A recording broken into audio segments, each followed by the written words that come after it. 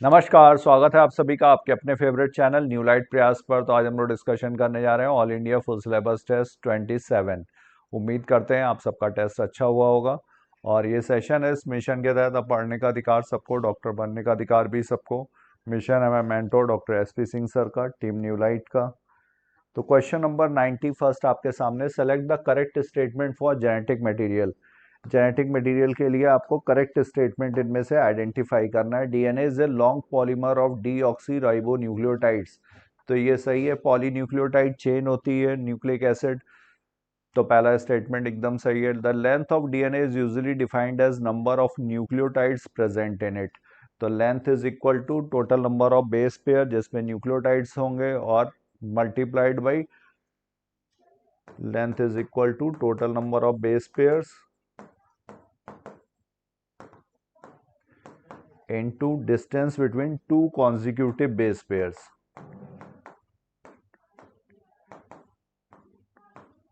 जो लगातार base pairs आएंगे उनके बीच में जो डिस्टेंस है टू कॉन्जिक्यूटिव बेस पेयर, और ये कितनी होती है, ये होती है 3.4 एंगस्ट्रॉम, दो कॉन्जिक्यूटिव बेस पेयर के बीच का डिस्टेंस।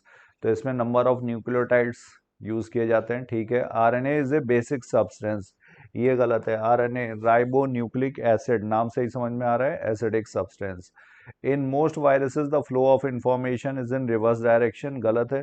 इन मोस्ट वायरसेस नहीं, इन सम वायरसेस जैसे रेट्रोवायरस, जहां पर आरएनए जो होगा सिंगल स्टैंडर्ड आरएनए, आरएनए से डीएनए बनता है, वहां पर प्रोसेस को बोलते हैं रिवर्स ट्रांसक्रिप्शन। ट्रांसक्रिप्शन डीएनए से आरएनए बनने को, और यहाँ पर एंजाइम यूज होता है रिवर्स ट्रांसक्रिप्टेज। सबसे पहले टेमिन एंड वॉल्टीमोर ने इसको खोजा था, क्रिप्टेज। एग्जाम्पल है एचआईवी, रेट्रोवायरस का। तो दो स्टेटमेंट गलत हो गए, करेक्ट पूछा गया है ए एंड बी। आंसर होगा 91 का सेकंड। पेज नंबर है इसका NCERT 2 82 87। Now we move to next question, question number 92nd. Given below are two statements. Some plasmids may have only 1 or 2 copies per cell, whereas others may have 15 to 100 copies per cell. तो plasmid, plasmid क्या होता है, extra chromosomal genetic material, extra chromosomal genetic material जो bacteria में present है।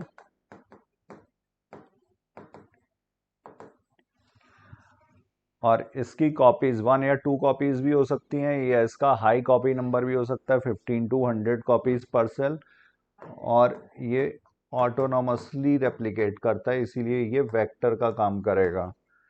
Plasmids and bacteriophage have the ability to replicate within the bacterial cells independent of the control of chromosomal DNA। तो bacteriophage भी इसी तरह से। बैक्टीरियोफेज क्या है, these are the viruses which attack bacteria. तो ये सेल की मशीनरी को कंट्रोल करते हैं, उसके अकॉर्डिंग अपने आरएनए, अपने प्रोटीन्स वगैरह बनवाते हैं। तो ये सारे जो होंगे ये वेक्टर का काम कर सकते हैं, प्लाज्मिड्स भी बैक्टीरियोफेज भी। लेकिन बैक्टीरियोफेज का हाई कॉपी नंबर होता है, मतलब ज़्यादा कॉपीज पर सेल प्रोड्यूस करता है। इस वजह से बैक्टीरियोफेज को ज़्यादा प्रेफर किया जाएगा अगर ज़्यादा कॉपीज बनानी है। तो यहाँ पर ये दोनों ही स्टेटमेंट सही है, both statement 1 and 2 are correct. 92 का करेक्ट आंसर होगा फोर्थ। पेज नंबर है ये NCERT 2 168 से। Now question number 93rd। यहाँ पर दिया हुआ है, given below are two statements, closely located genes assorted together and distantly located genes due to recombination assorted independently।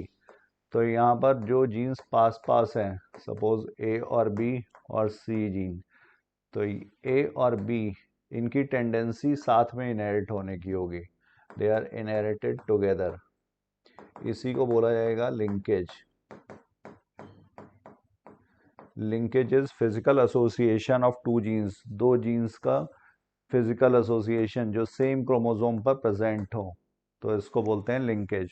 तो इनकी टेंडेंसी भी साथ में इनहेरिट होने की होगी, लेकिन जो जीन्स दूर दूर हैं इनके बीच में क्रॉसिंग ओवर होगा, रिकॉम्बिनेशन होगा, जिसकी वजह से यहाँ पर ये असॉर्ट होंगी इंडिपेंडेंटली। तो ये स्टेटमेंट एकदम सही है। Many genes were link to sexes also called sex link genes. तो ये सेक्स क्रोमोसोम पर सिचुएटेड होती हैं, एक्स और Y X link genes, Y link genes. तो ये स्टेटमेंट भी सही है।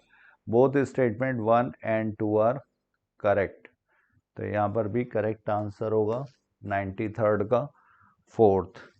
और ये क्वेश्चन पेज नंबर था NCERT 277 से। Now question number 94, select the correct match. Zinc, zinc हम लोगों को पता है ये मेटल आयंस और ये कोफैक्टर का काम करते हैं, act as cofactor conjugate enzyme में। तो ये किसके लिए, कार्बोक्सी पेप्टाइडेज, इसमें ये कोफैक्टर का काम करेगा। हीम, हीम प्रोस्थेटिक ग्रुप है परऑक्सीडेज या कैटालेज के लिए। निकोटिनामाइड एडेनिन डाइन्यूक्लियोटाइड फॉस्फेट, यह हाइड्रोजन एक्सेप्टर और ये फोटोसिंथेसिस में हाइड्रोजन एक्सेप्टर का काम करता है। इसमें एसेंशियल कंपोनेंट है विटामिन B3, इसी को बोलते हैं नियासिन। और competitive inhibitor used in the control of bacterial pathogens. Bacterial pathogens को किस तरह से, तो ये एसेंशियल जो सबस्ट्रेट हैं उससे स्ट्रक्चरल एनालॉगी शो करेगा। एंटीबायोटिक्स जो होते हैं इनसे स्ट्रक्चरल एनालॉगी कौन शो करता है, एंटीबायोटिक्स। तो जो बैक्टीरियल एंजाइम्स हैं वो प्रोडक्ट नहीं बना पाते हैं। तो करेक्ट आंसर यहाँ पर हुआ A is second, B is third, C is first and D is fourth. 94 का करेक्ट आंसर है third. Now we move to next question, question number 95।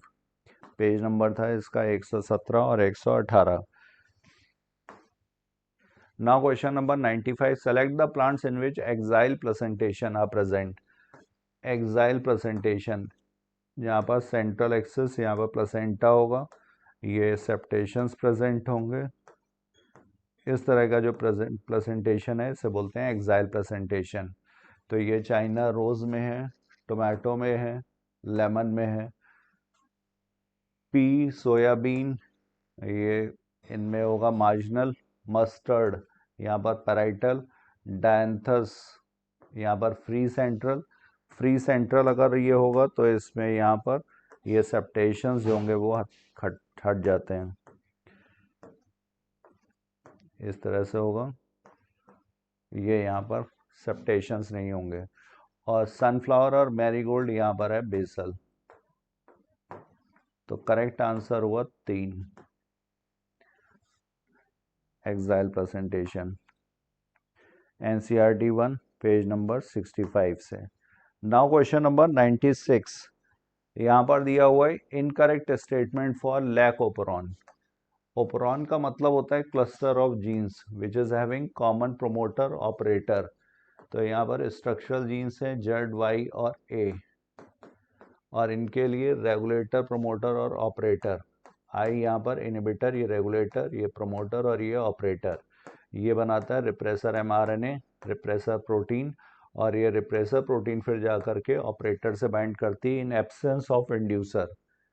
तो इन लैकोप्रॉन, लैक रेफर्स टू गैलेक्टोज, गलत है। ये लैक्टोज की मेटाबॉलिज्म में इसके प्रोडक्ट यूज होते हैं।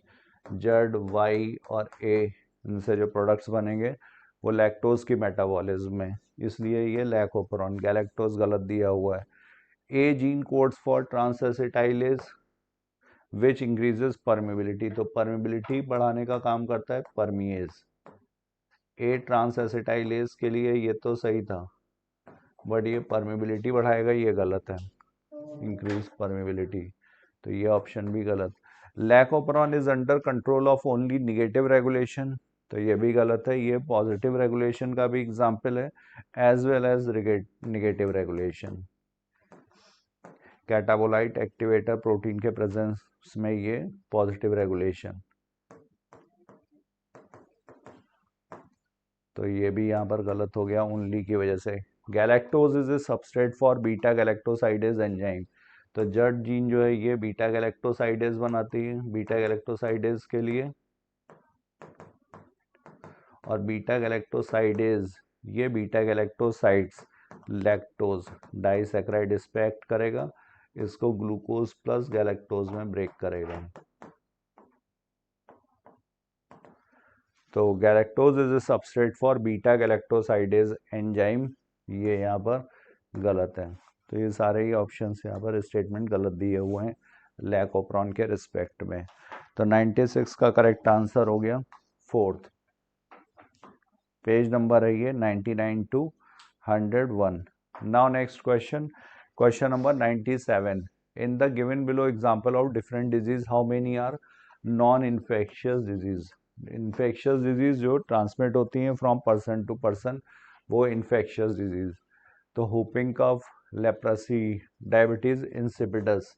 डायबिटीज इंसिपिडस ये डिक्रीज एडीएच की वजह से, excess formation of urine. Diabetes mellitus ये इंसुलिन की डेफिशिएंसी की वजह से, और ग्रेव्स डिजीज ये हाइपरथायराइडिज्म की वजह से। तो ये सारी ही नॉन इन्फेक्शियस। बाकी whooping cough, leprosy, typhoid, pneumonia, malaria ये सारे इन्फेक्शियस डिजीज। तो यहाँ पे नॉन इन्फेक्शियस हो गई 3। करेक्ट आंसर होगा 97 का third. Now we move to next question, question number 98। Page number था ये 130, 134, 153। Question number 98। In polygenic inheritance, तो polygenic many genes controlling one character, तो ये many genes are involve. Human skin colour, human height, IQ, ये सारे इसके examples हैं, are good example. Select the correct genotype for given phenotype respectively. तो darkest skin colour, तो ये 3 jeans होती हैं यहाँ पर, इनके फिर एलील्स, तो capital A, capital B, capital C, और small a, small b, small c, ये रिसेसिव एलील हैं, ये डोमिनेंट एलील हैं। तो अगर ये 6 के 6 डोमिनेंट एलील्स हैं, तो यहाँ पे मैक्सिमम मेलानिन की सिंथेसिस होगी डार्केस्ट स्किन कलर, और ये वाला लाइटेस्ट, यहाँ पे सबसे कम मेलानिन। और capital A, capital B, small B, capital C, small C, यहाँ पर इंटरमीडिएट मोलैटो स्किन कलर। और रेशियो होगा 1:6:15:20:15:6:1, 1 6 15 20, 15 6 1। और यहाँ पर करेक्ट आंसर डार्केस्ट, इंटरमीडिएट और लाइटेस्ट। तो ये आंसर होगा यहाँ पे 98 का सेकंड। पेज नंबर था ये NCERT 269। Now next question, question number 99। Select the correct statement. Cortisol is also involved in maintaining the cardiovascular system as well as the kidney function, ये ठीक है। Large amount of androgenic steroids are also secreted by the adrenal medulla। Androgenic steroid sex hormones ये आते हैं glucocorticoid, ये आते हैं adrenal cortex से। और एड्रीनल कॉर्टेक्स में 3 जोन्स हैं, glomerulosa, fasciculata and reticulata. Glomerulosa, fasciculata and reticulata. इसमें से जो रेटिकुलेटा है ये सेक्स हार्मोन्स के लिए। तो यहाँ पर एड्रीनल मेडुला नहीं, एड्रीनल कॉर्टेक्स होना चाहिए था। Corticoids which are involved in carbohydrate metabolism are called gonadocorticoids. तो गोनाडो मीन्स यहाँ पर सेक्स हार्मोन्स है, और कार्बोहाइड्रेट से जो होते हैं उनके लिए ग्लूकोकॉर्टिकॉइड्स, ग्लूकोज मेटाबॉलिज्म, तो ग्लूकोकॉर्टिकॉइड्स। तो ये यहाँ पर गलत हो गया। Our body has one pair of adrenal glands, one at the anterior part of each gallbladder। तो ये एड्रीनल ग्लैंड रीनल किडनी के पास, किडनी के ऊपर पोर्शन पे होते हैं। ईच गॉल ब्लैडर यहाँ पे गलत दिया हुआ है, तो ये गलत, ये गलत, ये गलत। Only A is correct. Correct statement पूछा गया है, आंसर होगा यहाँ पर 99 का थर्ड। और इसका पेज नंबर 244 और 245 NCERT 1. Now question number 100. Which scientist has said that the evolution of life form had occurred but driven by use and disuse of organs? तो एवोल्यूशन के लिए जो डिफरेंट थ्योरी दी गई थी इसमें use and disuse of organs, ये Lamarck का concept था। ह्यूगो डिवरीज इन्होंने म्यूटेशन थ्योरी, डार्विन का नेचुरल सिलेक्शन। तो लेमार्क यहाँ पे correct answer 118 119। Now question number 101. If in a pond there were 50 water hyacinth plant last year and through reproduction 10 new plants were added, taking the current population to 60, what is the birth rate? तो birth rate is equal to newly added upon जो initial थी। तो initial new कितना add हुए हैं 10, initial कितना था 50, तो 10/50 1/5 0.2 ऑफस्प्रिंग्स पर प्लांट पर ईयर, एक साल में ये ऐड हुए। तो 101 का करेक्ट आंसर होगा second. Now we move to next question 102, page number था ये 191। Given below are two statements, bioreactor provides the optimal conditions for achieving the desired product by providing optimum growth conditions. The most commonly used bioreactors are of stirring type. तो bioreactors जो हैं ये large amount culture के लिए use किए जाते हैं, 100 to 1000 litres.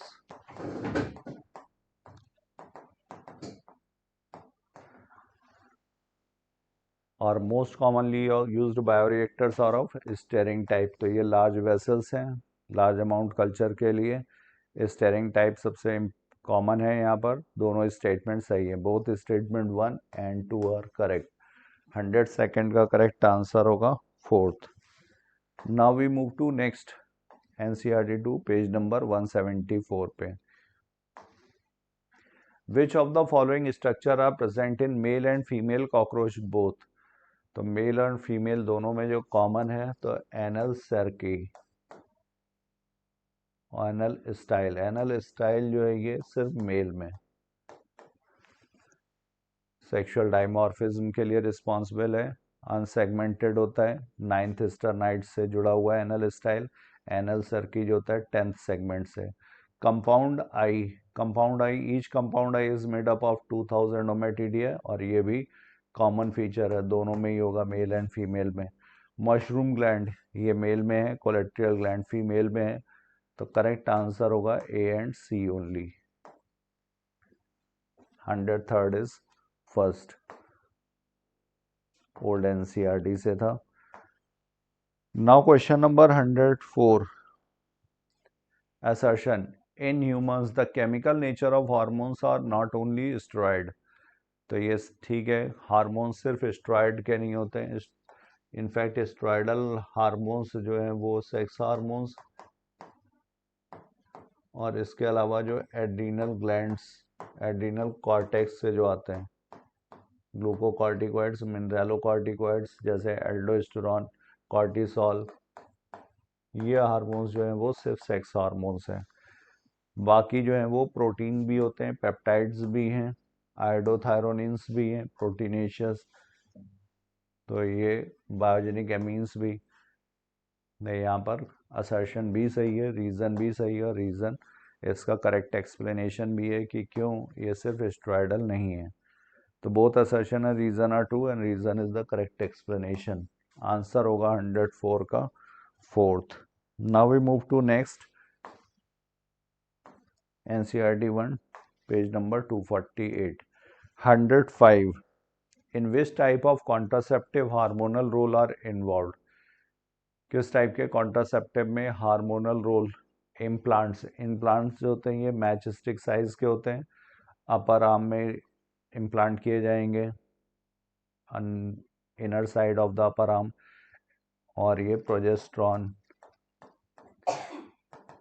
Synthetic progesterone होगा इसमें, स्टेरॉइडल हार्मोन। LNG-20 लीवोनॉर्गेस्ट्रल 20 इसमें जो इसकी अमाउंट रिलीज होती है 20 microgram per day. Pills, oral contraceptive pills, combined pills भी हो सकते हैं, प्रोजेस्ट्रोजन ओनली पिल्स भी हो सकते हैं, या कंबाइंड पिल्स में ईस्ट्रोजन और प्रोजेस्टेरॉन दोनों का कॉम्बिनेशन हो सकता है। मतलब ये सारे के सारे क्या हैं, ये कॉन्ट्रासेप्टिव हार्मोनल्स यहाँ पर इन्वॉल्व हैं। NCERT 243 to 46। Now question number 106। 106 में दिया हुआ है सेलेक्ट द एल्कलॉइड्स। एल्कलॉइड्स यहाँ पर मॉर्फिन है, कोकेन है, निकोटीन, एलानीन। एलानीन जो है ये अमाइनो एसिड है।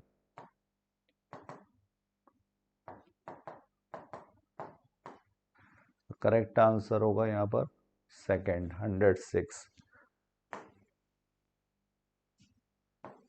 पेज नंबर ये 144 to 142 to 144। Now question number 107। Actinomorphic flower are present in which flower, in which family. तो ब्रासिकेसी, ब्रासिकेसी में यहाँ पर एक्टिनोमॉर्फिक कंडीशन है। फेबेसी, फेबेसी जाइगोमॉर्फिक फैमिली है। कंपोजिटी, कंपोजिटी में भी एक्टिनोमॉर्फिक और मालवेसी में भी एक्टिनोमॉर्फिक कंडीशन है। तो करेक्ट आंसर होगा ए, सी और डी।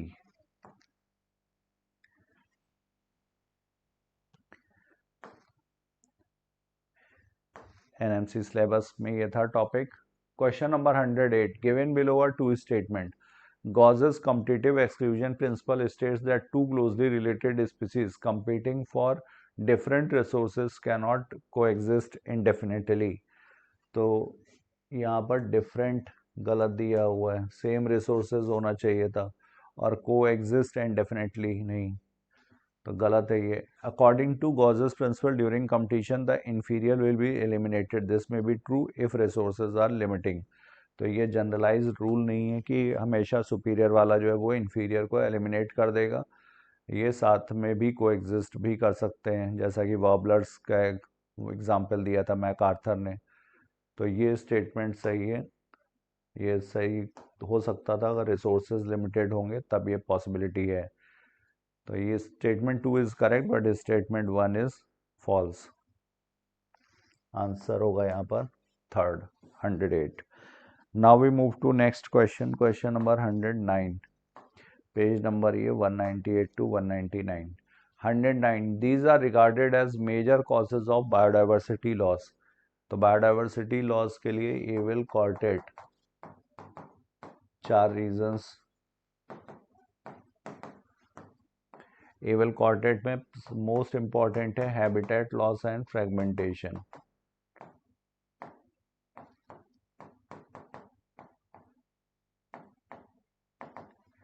दूसरा है यहाँ पर ओवर एक्सप्लॉयटेशन, जब ह्यूमन की नीड जो है ग्रीड में कन्वर्ट हो जाए, ओवर एक्सप्लॉइट करने लगे ह्यूमंस। और तीसरा है alien species invasion, alien species जो वहाँ की नेटिव स्पीसीज ना हो, बाहर से ला करके इंट्रोड्यूस की गई हो, एलियन स्पीसीज इन्वेजन। और चौथा है को एक्सटिंक्शन। तो इसमें ओवर एक्सप्लॉयटेशन दिया हुआ है, को एक्सटिंक्शन दिया हुआ है, हैबिटेट लॉस एंड फ्रेगमेंटेशन दिया हुआ है। म्यूटेशन एंड माइग्रेशन इसका बायोडाइवर्सिटी लॉस से लेना देना नहीं है डायरेक्ट। तो यहाँ पर ए, बी एंड डी। 109 का करेक्ट आंसर होगा third. Now we move to next question, question number 110। Page number ये 222 223। 110। Which of the following is different from the other three. जो अलग है बाकी तीन से। स्क्वैमस ये एपिथेलियम है, फ्लैट सेल्स की बनी होती है, डिफ्यूजन बाउंड्री का काम करेगी। कॉलमनर सेल्स ये pillar like cells, basal nuclei, secretion and absorption. Cartilage, cartilage यहाँ पर connective tissue, specialise connective tissue है ये। क्यूबॉइडल ये भी एपिथेलियम है, क्यूब लाइक सेल्स की बनी हुई है। तो यहाँ पर डिफरेंट जो हुआ वो हुआ कार्टिलेज, क्योंकि ये कनेक्टिव टिश्यू है, बाकी जो है वो एपिथेलियम के एग्जाम्पल हैं, एपिथेलियम के टाइप्स हैं ये। तो ओल्ड एनसीईआरटी से था। Now question number 111। 111 में main steps in the formation of recombinant DNA are given below, arrange these steps in a correct sequence. तो यहाँ पर सबसे पहले होगा cutting of DNA at specific location by restriction enzyme. तो सबसे पहले इसको restriction enzyme, restriction endonuclease use करके कट करेंगे, फिर इसको आइसोलेट किया जाएगा डिजायर्ड डीएनए फ्रैगमेंट्स का, और उसके बाद फिर यहाँ पर amplification of gene of interest using PCR, और उसके बाद फिर insertion of recombinant DNA, ligase से इसको रिकॉम्बिनेंट डीएनए बनाएंगे और उसके बाद फिर होस्ट सेल में इसको इंसर्ट किया जाएगा। तो सबसे पहले बी, फिर सी, फिर डी और फिर ए, बी सी डी ए। 111 का करेक्ट आंसर है थर्ड। पेज नंबर है ये 171। Now question number 112, which of the following is not a cloning vector. इनमें से कौन सा क्लोनिंग वेक्टर नहीं है। PBR 322 प्रोब बैक यैक, तो ये ह्यूमन जीनोम प्रोजेक्ट में वेक्टर के तौर पे यूज हुए थे। PBR 322 ये भी आर्टिफिशियली सिंथेसाइज्ड वेक्टर है। प्रोब, प्रोब जो होता है ये सिंगल स्टैंडर्ड डीएनए या आरएनए है। तो करेक्ट आंसर होगा यहाँ पर not a cloning vector, second, NCERT 2 168 to 1671। Now question number 113, which of the following are fused in somatic hybridization involving two varieties of plants। तो यहाँ पर फ्यूज किया जाता है प्रोटोप्लास्ट को। प्रोटोप्लास्ट क्या है, तो protoplast is protoplasm plus plasma membrane.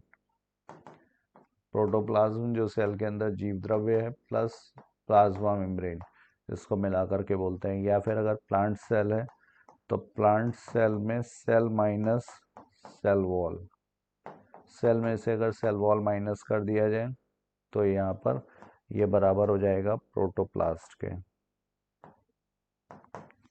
Plant cell में।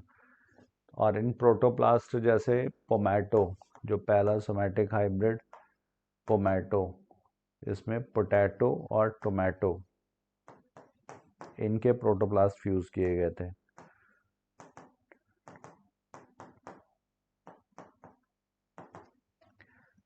तो सोमैटिक हाइब्रिड्स, इस प्रोसेस को बोलते हैं सोमैटिक हाइब्रिडाइजेशन। तो करेक्ट आंसर होगा यहाँ पर 113 का second. Now we move to next question, question number 114, NCERT 2 178 179। Question number 114, alpha 1 antitrypsin cry one A B cry one A C enzyme replacement therapy. तो एंजाइम रिप्लेसमेंट थेरेपी ये यूज़ की गई थी ADA डेफिशिएंसी में। ये सीवियर कंबाइंड इम्यूनो डेफिशिएंसी का एक टाइप है, SCID, क्योंकि इसमें ओवरऑल इम्यूनिटी जाती है। Adenosine deaminase deficiency. फिर क्राई1AC, क्राई1AC ये कॉटन बॉलवर्म के लिए, क्राई1AB ये कॉर्न बोरर के लिए, अल्फा 1 एंटीट्रिप्सिन ये एम्फाइसीमा में ट्रीटमेंट के लिए। एम्फाइसीमा सरफेस एरिया रिड्यूस होगा, एल्वियोलर वॉल्स डैमेज होती हैं, तो उसके ट्रीटमेंट में दिया जाता है अल्फा 1 एंटीट्रिप्सिन। तो करेक्ट आंसर हुआ A is third, B is fourth, C is first and D is second. 114 का correct answer second. Now we move to next question, question number 115। 115 में यहाँ पर select the correct statement regarding mechanism of muscle contraction. It is initiated by a signal sent by CNS via sensory neuron। तो CNS से signal तो आएगा लेकिन ये motor neuron लेकर के आएगा। Away from the central nervous system, motor neuron एफेक्टर organ तक लेकर के पहुंचेगा, और सेंसरी न्यूरॉन होता तो ये towards the central nervous system जाता। तो ये गलत है यहाँ पर। Neurotransmitter generates action potential in the sarcolemma. तो सार्कोलेमा जो मसल की जो मेम्ब्रेन होगी मसल फाइबर की, उसे सार्कोलेमा, न्यूरोट्रांसमीटर्स जनरेट होते हैं नर्व एंडिंग्स पर, एसिटाइल कोलिन। तो ये सही है। Increased calcium level leads to the binding of calcium with troponin. Troponin में 3 कंपोनेंट्स हैं, CTI, उससे C वाले से कैल्शियम बाइंड करता है, और इसकी वजह से होगी अनमास्किंग। तो masking of active sites for actin is activated, ये गलत है, यहाँ पर अनमास्किंग होती है। Utilising the energy from ATP hydrolysis to form cross bridges, ये भी ठीक है। एटीपी में जो एनर्जी रिलीज होती है वो क्रॉस ब्रिज फॉर्मेशन में यूटिलाइज होती है। तो बी, सी एंड ई यहाँ पर करेक्ट आंसर होगा 115 का first. Now we move to next question, page number 221 and 222। Question number 116, select the incorrect match. यहाँ पर आपको इनकरेक्ट मैच बताना है। Ascariasis internal bleeding, filariasis chronic inflammation, ringworms scaly lesion on various parts of the body, amoebiasis chill and high fever recurring every 3 to 4 days। तो amoebiasis amoebic dysentery से related है।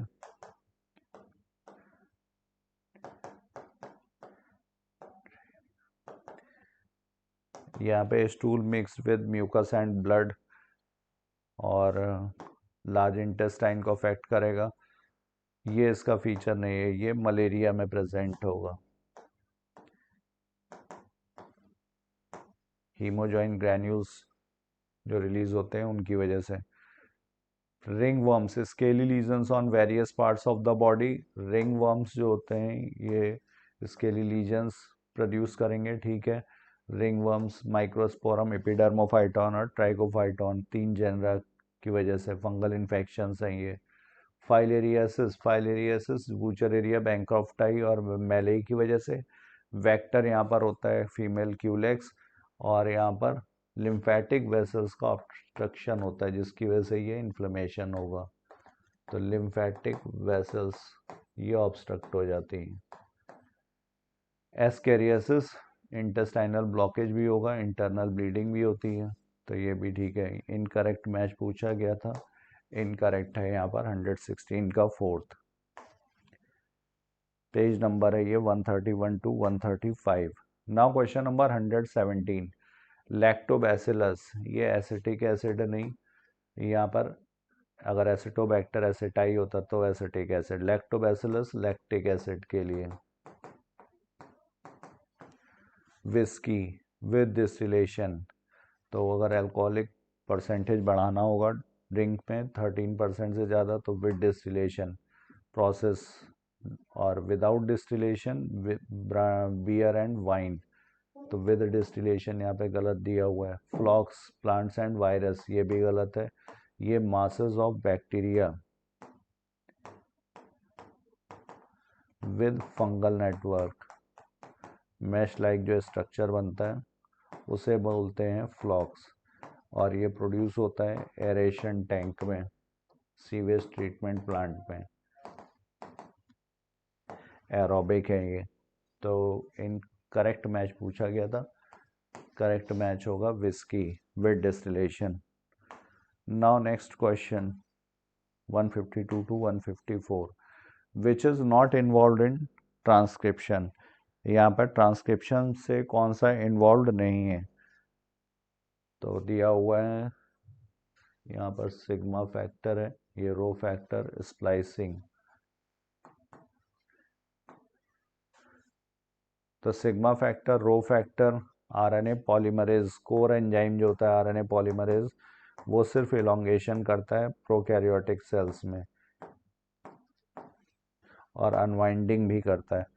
इसके साथ जब सिग्मा फैक्टर जुड़ेगा तब ये इनिशिएशन, और अगर इस सिग्मा फैक्टर हट जाए रो फैक्टर आकर के जुड़ेगा तब ये टर्मिनेशन के लिए। तो इनिशिएशन, इलोंगेशन, टर्मिनेशन, ये 3 स्टेप्स हैं प्रोकैरियोट्स में। इसमें इनिशिएशन सिग्मा फैक्टर के साथ, elongation will RNA polymerase do on its own, और रो फैक्टर के साथ ये टर्मिनेशन। और स्प्लाइसिंग, अगर यूकैरियोटिक सेल है तो स्प्लिट जीन अरेंजमेंट होता है, स्प्लिट जीन अरेंजमेंट में इंट्रॉन और एक्सॉन्स दोनों होंगे, रिमूवल ऑफ इंट्रॉन्स इसे बोलते हैं स्प्लाइसिंग। स्प्लाइसियोसोम्स की मदद से होगी। Spliceosomes are made up of snRNA plus proteins, तो इंट्रॉन्स इसे को बोला जाएगा splicing with the help of spliceosome. ये यूकैरियोटिक सेल में। तो sigma factor, rho factor, splicing, ये सब सही है। Charging of tRNA, amino acylation of tRNA, ये सब जो होंगे ये ट्रांसलेशन में इन्वॉल्व है। तो नॉट इन्वॉल्व पूछा गया है, D and E. 118। Now we move to next question. Question number 119, 92 to 98. 119. How many are correct match for frog? Lungs, pink colored sac like structure, uriniferous tubule, nephron, estivation. Estivation में frog में respiration होता है by skin. Estivation is summer sleep.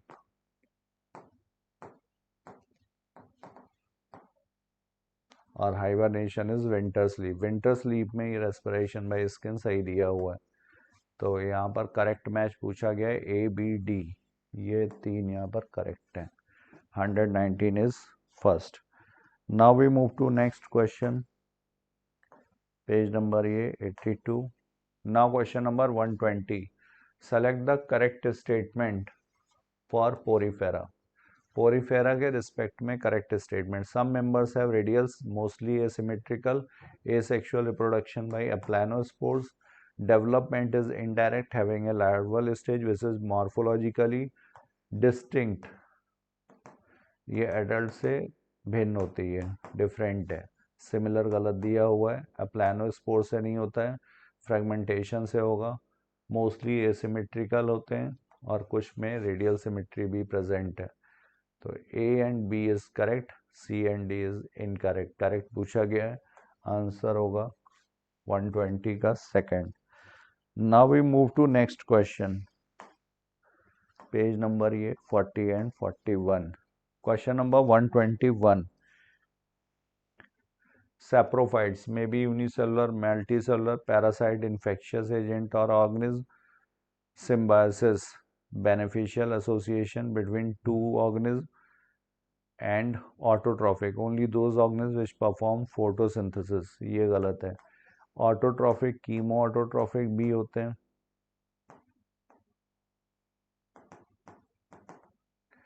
जो chemical reactions, oxidation, जो chemical reactions हैं, एक्सर्गोनिक reactions होती हैं, ये ऑक्सीडेशन रिएक्शन, इसमें जो एनर्जी रिलीज होती है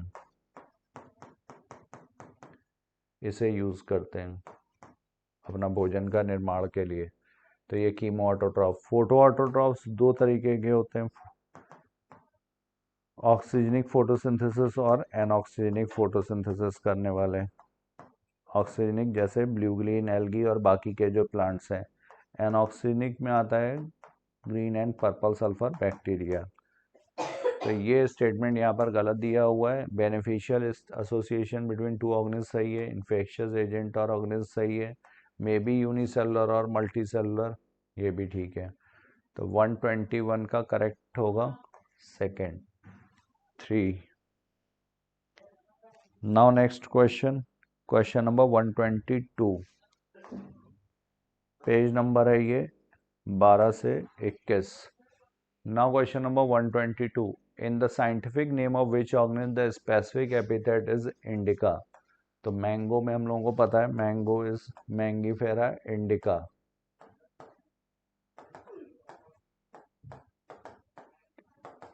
अशोक प्लांट, ये लेग्विनोसी फैमिली का मेंबर है अशोक प्लांट, और इसका नाम है Saraca indica. Indian honey bee, Apis indica.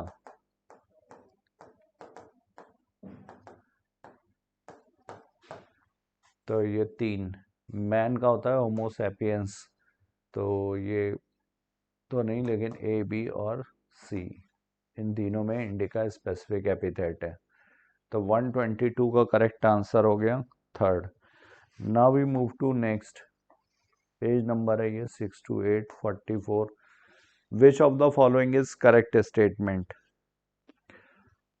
Sales of a living organism have a, all living organism have a nucleus, तो ये गलत हो गया। प्रोकैरियोट्स में न्यूक्लियस नहीं है। Both animal and plant cells have a well defined cell wall. Animal and plant cells, animal cells में ये नहीं होती है। Prokaryotes there are no membrane bound organelles, सही है। Cells are form de novo from abiotic material, गलत है। Sales की ओरिजिन जो होती है प्री एग्जिस्टिंग सेल से ही हुई है, तो गलत। यहाँ पर करेक्ट स्टेटमेंट हुआ 123 का थर्ड। पेज नंबर ये एनसीईआरटी 103 से फ्रेम किया गया है। Now question number 124, which of the following hormone causes jet lag. तो जेट लैग से जो एसोसिएटेड हार्मोन है, hormone associated with jet lag is melatonin. Jet lag में होता क्या है, तो जेट लैग में जो हमारा बायोलॉजिकल क्लॉक है, सर्काडियन रिदम, ये एक्सटर्नल जो टाइमिंग है उसके अकॉर्डिंग सेट नहीं हो पाता है। बायोलॉजिकल क्लॉक, सर्काडियन रिदम, और सर्काडियन रिदम जो है ये कौन रेगुलेट करता है, this is regulated by melatonin. ये होता कब है, जब हम एक वेस्ट से ईस्ट की तरफ या ईस्ट से वेस्ट की तरफ प्लेन से ट्रेवल करते हैं। तो करेक्ट आंसर होगा यहाँ पर 124 का third. Now we move to next 125 NCERT 1 exemplar का क्वेश्चन था ये। Question number 125, match list 1 with list 2। Parturition, parturition is delivery of the foetus, placenta, secretion of the hormone HCG, colostrum, several antibodies, fimbri, collection of ovum। तो fimbriae जो है ये finger like जो projections होते हैं infundibulum में, इनको बोलते हैं फिम्बरी। ये एम्पुला, ये स्थमस, तो यूट्राइन ट्यूब के पार्ट है, इनफंडिबुलम से एसोसिएटेड है। कोलोस्ट्रम, कोलोस्ट्रम में यहाँ पर IgA एंटीबॉडी जो हमें फीटस को मिलती है थ्रू मदर्स मिल्क, और IgA ये एग्जाम्पल हुआ नेचुरल पैसिव इम्यूनिटी का।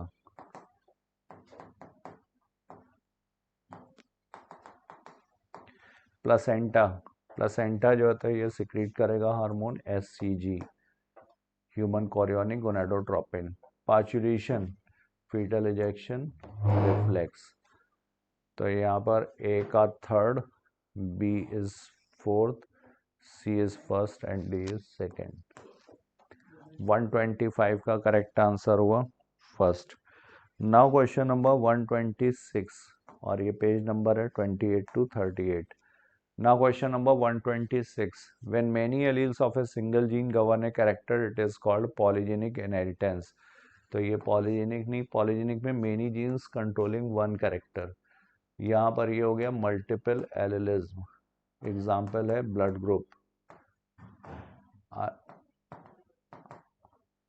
IA, IB, IO, ये 3 एलील्स पॉपुलेशन स्टडी में मिलेंगे, तो ये गलत। In polygenic inheritance the effect of each allele is additive, ये ठीक है। तो statement 1 is incorrect but statement 2 is correct.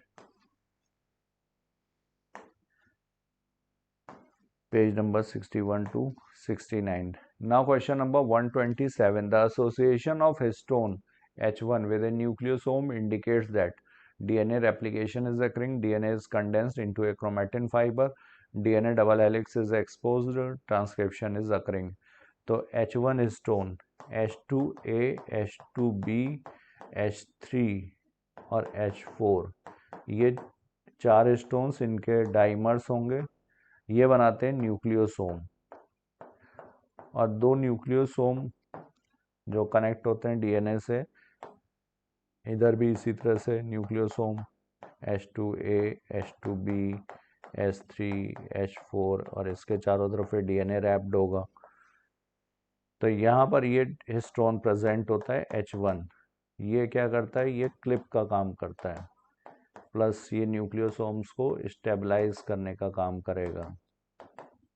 इसके बाद फिर ये सोलेनॉइड, और सोलेनॉइड के बाद फिर ये क्रोमेटिन फाइबर्स के फॉर्म में कंडेंस होते हैं। तो DNA is condensed into A chromatin fibre, ये H1 स्टोन बताता है, क्योंकि ये क्लिप कर रहा है प्लस इसको स्टेबलाइज भी करता है। तो एनसीईआरटी 2 पेज नंबर 83 से। Now question number 128, what will happen to an ecosystem if all top carnivore population is removed? तो ये टॉप प्रेडेटर्स हैं, टॉप कार्निवोर्स। और प्रेडेटर्स का काम क्या होता है, ये प्रे की पॉपुलेशन को अंडर चेक रखते हैं। और प्रे पॉपुलेशन अगर अंडर चेक है तो अगर ये नहीं रहेंगे तो increase in number of herbivores, और जब ये हर्बीवोर्स बढ़ेंगे तो ये ओवर ग्रेजिंग करेंगे। ओवर ग्रेजिंग होगी तो जो वेजिटेशन की लेयर है वो साफ हो जाएगी, डेजर्टिफिकेशन भी होगा। No change in number of herbivores, ये गलत दिया हुआ है। तो यहाँ पर ए बी सी सही है, डी गलत है। 128 is first. Now question number 129, NCERT 2 exemplar से लिया गया था। What is a broad spectrum antibiotic? Broad spectrum antibiotic जो वाइड रेंज ऑफ बैक्टीरिया पर एक्ट करेगा।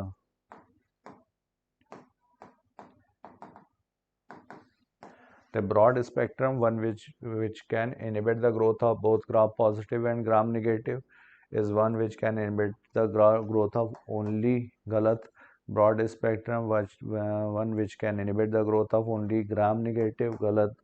is one which can inhibit the growth of both virus and fungi गलत। Virus के लिए एंटीबायोटिक्स नहीं है। तो 129 का करेक्ट आंसर होगा first. Now we move to next question number 130। Sterilisation techniques are generally full proof method of contraception with least side effect.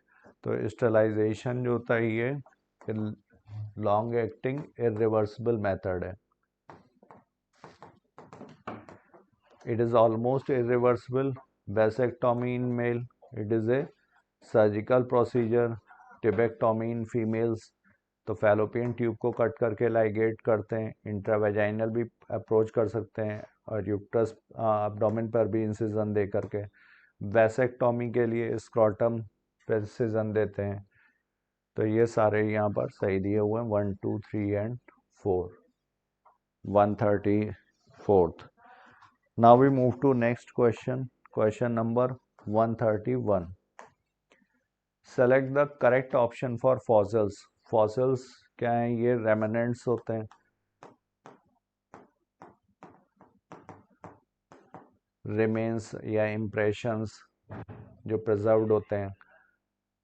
Fossils are generally found in sedimentary rock, सही है, और ये most direct evidence है evolution का, ये भी ठीक है। तो both 1 and 2 not evidence for evolution, ये गलत है। तो इसको बोलते हैं पैलेंटोलॉजिकल एविडेंस, जो फॉसिल से मिलता है। पैलेंटोलॉजी बोलते हैं स्टडी ऑफ फॉसिल्स को।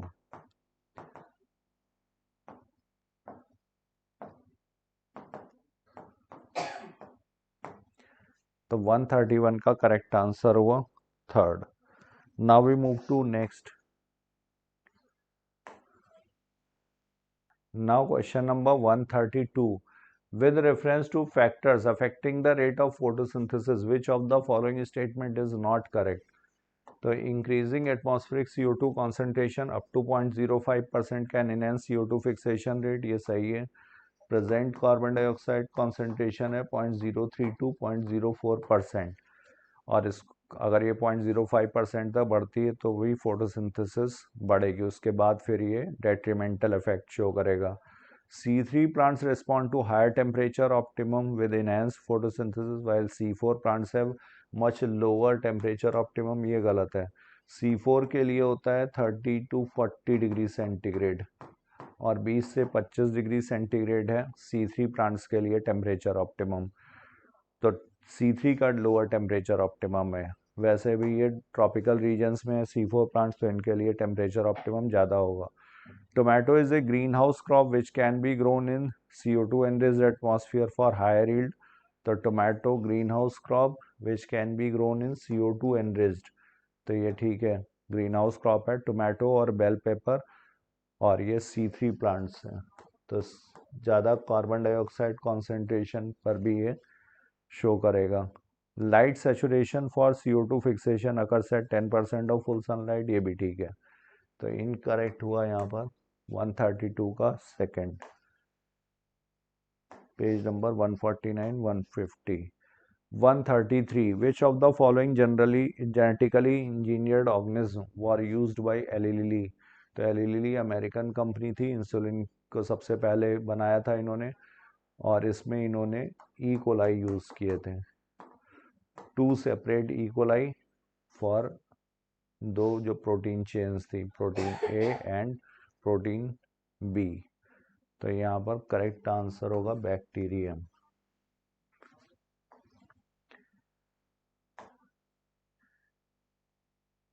यहाँ पर page number 181 to 182, chains A and B, E coli. Now question number 134, why can't insulin be given orally? तो इंसुलिन क्या है? ये पेप्टाइड हार्मोन है, और यहाँ पर स्टमक में ये प्रोटीन का डाइजेशन होता है, तो इस वजह से ये डाइजेस्ट हो जाएगी। Human body will elicit strong immune response, it will be digested in GIT। तो 134 का करेक्ट आंसर हो गया सेकंड। पेज नंबर है ये 181। Now question number 135, eukaryotic cells have many type of cell organelles, these organelles are. तो यहाँ पर non membranous भी हैं, नॉन मेम्ब्रेनस में न्यूक्लियोलस, राइबोसोम और सेंट्रियोल। सिंगल मेम्ब्रेन बाउंडेड, ये बाकी जो ऑर्गेनेल्स बचेंगे। डबल मेम्ब्रेन में क्लोरोप्लास्ट, माइटोकॉन्ड्रिया, न्यूक्लियस, ये हो गए, ये double membrane.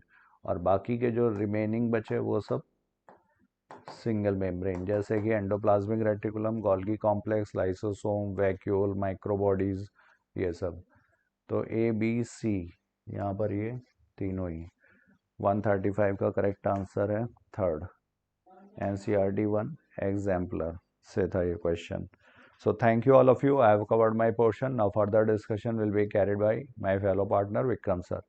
Thank you so much. Hello बच्चों, न्यू लाइट के यूट्यूब चैनल पर आप सभी का स्वागत है प्यारे बच्चों। और मैं विक्रम चक्रवर्ती आज आपके समक्ष लेकर के हाजिर हुआ हूं यूट्यूब पर पेपर डिस्कशन का सेशन। और आज हम लोग का पेपर है FST 27, जो 11 जनवरी 2026 को हमारी इंस्टीट्यूट की तरफ से ऑनलाइन ऑफलाइन मोड दोनों में ही पेपर कनेक्ट हुआ। पेपर काफी ठीक था, आप सबने बढ़ चढ़ के हिस्सा लिया, इसके सभी को आपका धन्यवाद। और सबसे पहले पेपर को डिस्कस करने वाले हमारे सीनियर साथी डॉक्टर शैलेंद्र सर, जिन्होंने क्वेश्चन नंबर 91 टू 135 बहुत ही शानदार वेल एक्सप्लेन किया है। और अब मैं 136 से लेके 180 तक की जर्नी आपके साथ करने वाला हूं। आइए देखते हैं सबसे पहला सवाल क्या है। What measure would you take to prevent water borne disease? इतना तो आपको पता है कि जो बीमारियां वाटर बॉर्न होती हैं, मतलब जिनके पैथोजन पानी में होते हैं, और आपको पता है कि 70-80 डिग्री सेल्सियस गर्म करने या 100 डिग्री से उबालने पर, पानी को उबाल दिया जाए 100 डिग्री पर, तो जो उसमें जर्म पैदा तो मर जाते हैं। तो इतना तो अंडरस्टैंडिंग आपके पास है कि ईट वेल कुक्ड फूड, अच्छी तरह से पका हुआ खाना, वो माइक्रोब्स में मर जाता है, वो नुकसान करेगा नहीं। सैनिटेशन, साफ सफाई का ध्यान रखें। प्रैक्टिस गुड हाइजीन, मतलब स्वच्छता का पालन करिए, नहीं कि सड़क पे चले तो बस गंदे हाथ से ही कुछ भी खा लिए। अभी देखिए हम ही कुछ खा के आए तो हाथ धुल के खा के आए हैं। फिर लेकर ड्रिंक सेफ वाटर, मतलब सुरक्षित जल पिए, मतलब ऐसा नहीं है कहीं का कहीं पानी पी लें, कम से कम ये रहे कि वह फिल्टर्ड पानी हो। बात को समझिए, गंदा पानी ना पिए, इतना तो आपको अंडरस्टैंडिंग है ही। तो ABCD ये सब के सब सही हैं। और ये देखिए एक्सरसाइज में आपसे पूछा गया है कि what measure would you take prevent water borne disease. ये आपसे NCERT ने पूछा है एक्सरसाइज में कि क्या आप ऐसा करेंगे। तो NCERT ने पूछा है, मैंने आपसे पूछ लिया। अब देखिए self pollination fails in incompatible species because genetic makeup. अब देखिए ये बहुत दिक्कत कर रहा है आप लोग को कि सर ये है क्या। देखिए मैं कह रहा हूं, आपको पता है कि ऑटोगैमी, ध्यान से आज सीख लीजिए सभी लोग, ऑटोगैमी से इनब्रीडिंग डिप्रेशन होता है। मतलब जब बार बार अगर आप सेल्फ पॉलिनेशन कराएंगे, इसी को आप बोलते हैं सेल्फ पॉलिनेशन। क्या बोलते हैं? Self pollination. तो बार बार ऑटोगैमी कंटिन्यूअस होने से आपकी इनब्रीडिंग डिप्रेशन हो जाता है, मतलब बैड कैरेक्टर्स आपके एक्सप्रेस होने लगते हैं, याद रखिएगा। तो इस चीज से बचने के लिए पौधे ने क्या किया? पौधे ने क्रॉस पॉलिनेशन का मेथड खोज लिया। जैसे इसको बोलते हैं इनब्रीडिंग, दैट इज ये हो गया आउट ब्रीडिंग। ठीक, जैसे आप ध्यान से देखिए, मैं कह रहा हूं बच्चों, ये मोबाइल क्या है? एक टेली कम्युनिकेशन डिवाइस है। एक इंसान दूसरे इंसान से कम्युनिकेट कर सकता है।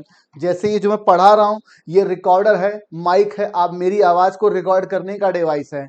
ये जो लाइट जल रहा है क्या है? लाइट इमिट करने का डिवाइस है। उसी तरीके से एक पौधे के अंदर जितनी भी चीजें, जितने फीचर्स, जितने करेक्टर आउट ब्रीडिंग को प्रमोट करेंगे, आउट ब्रीडिंग को प्रमोट करेंगे और इन ब्रीडिंग को सप्रेस करेंगे, वो सब के सब आउट ब्रीडिंग डिवाइस कहलाएंगे। उसकी हेडिंग आपके किताब में बनी हुई है। अब समझ में आया कि आउट ब्रीडिंग डिवाइस है क्या? ऐसा डिवाइस, ऐसा फीचर या ऐसा मेथड जिनके माध्यम से कोई पौधा अपने अंदर ऑटोगैमी को सप्रेस करके या डिस्करेज करे और आउट ब्रीडिंग को इनकरेज करे, उसी को बोलते हैं आउट ब्रीडिंग डिवाइस। पहला डिवाइस ये है कि मान लीजिए एक बाइसेक्सुअल फ्लावर है, ये आपका मेल फ्लावर, ये फीमेल फ्लावर, इसमें होगा एंथर, इसमें होगा स्टिग्मा। और मान लीजिए ये आपकी स्टिग्मा की सरफेस और ये पॉलन ग्रेन उड़ के इसके ऊपर गिरा। ठीक, ये गिरा, ये तब पॉसिबल है जब अगर दोनों सेम टाइम पर मैच्योर हो पूरी तरीके से, तब तो ऑटोगैमी हो जाएगी। और मान लो वो दोनों डिफरेंट टाइम पर मैच्योर हो, पहले मेल मैच्योर हो जाए तो उसको बोलेंगे प्रोटेंड्री, और पहले फीमेल मैच्योर हो जाए उसको बोलेंगे प्रोटोगाइनी, तो इसको बोलेंगे नॉट सिंक्रोनाइज। ये किताब में लाइन लिखी है, ध्यान से देखिए बच्चों, किताब में ये लाइन लिखी है, नॉट सिंक्रोनाइज हो मैच्योरिटी तो आपकी आउट ब्रीडिंग हो जाएगी, इन ब्रीडिंग नहीं होगा। और इस घटना को बोलते हैं डाइकोगैमी।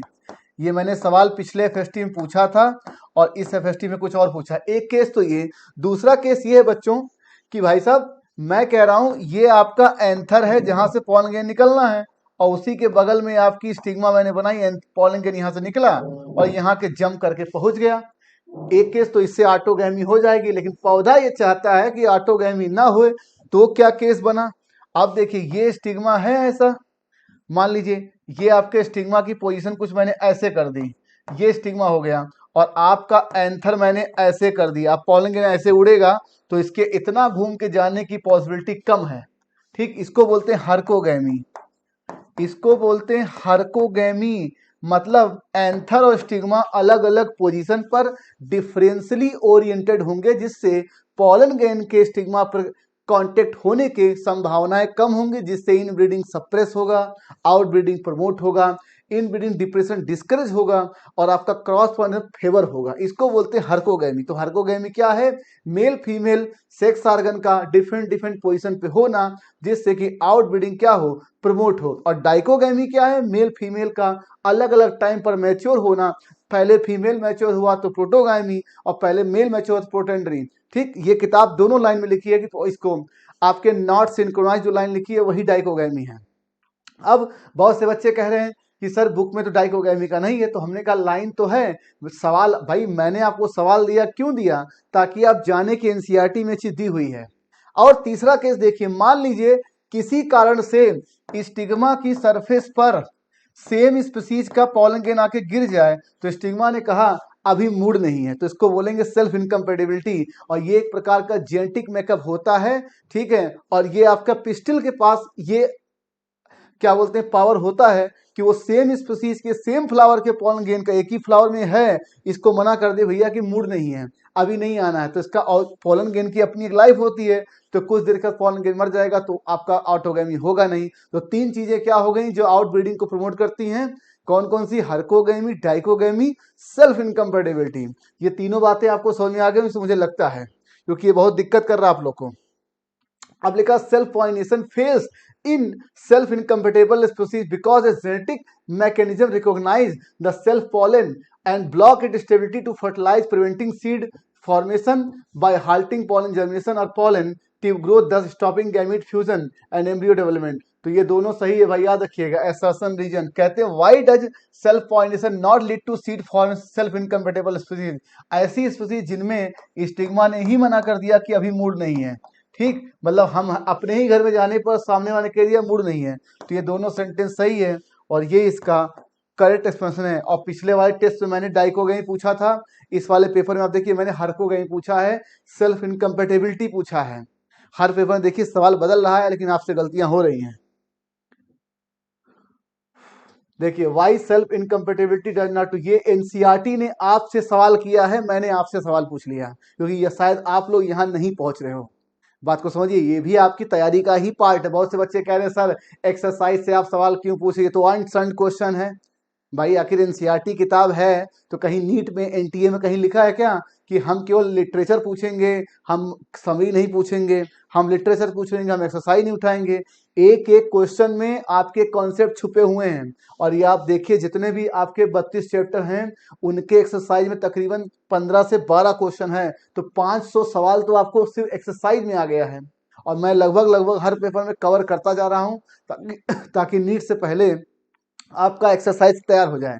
बात को समझिए, आसान है, कठिन सवाल यहीं से है। क्यों? क्योंकि जो बच्चा जनरल तैयारी कर रहा है, सामान्य तैयारी कर रहा है, उसकी नज़र यहाँ तक नहीं पहुँचेगी और इनको सॉल्व करना आसान भी नहीं है। समझ गए आप लोग? तो यही होता नेचुरल सिलेक्शन है, सर्वाइवल ऑफ फिटेस्ट है, जिसकी तैयारी यहाँ तक होगी उसके सेलेक्ट होने की प्रोबेबिलिटी ज़्यादा हो जाएगी। हो सकता है यही सवाल नीट में आ गया होता और यहाँ आपकी नज़र नहीं पहुँची। ध्यान रखिएगा।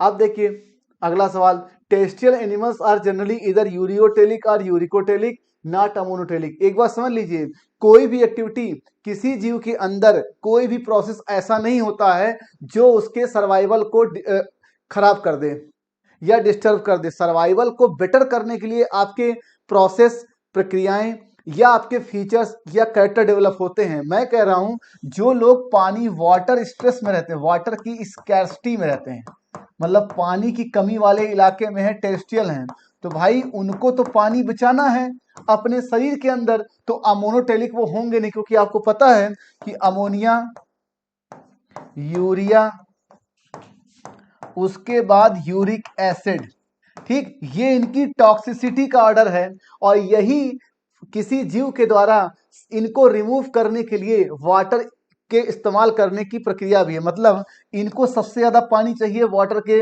अपने शरीर से रिमूव करने के लिए, मतलब इनके रिमूवल के लिए पानी की सबसे अधिक नीड है, उससे कम यूरिया, उससे कम यूरिक एसिड। तो कोई टेरेस्ट्रियल एनिमल ये कहीं नहीं चाहेगा कि उसके शरीर से पानी ज्यादा निकल जाए, क्योंकि बाहर पानी है ही नहीं।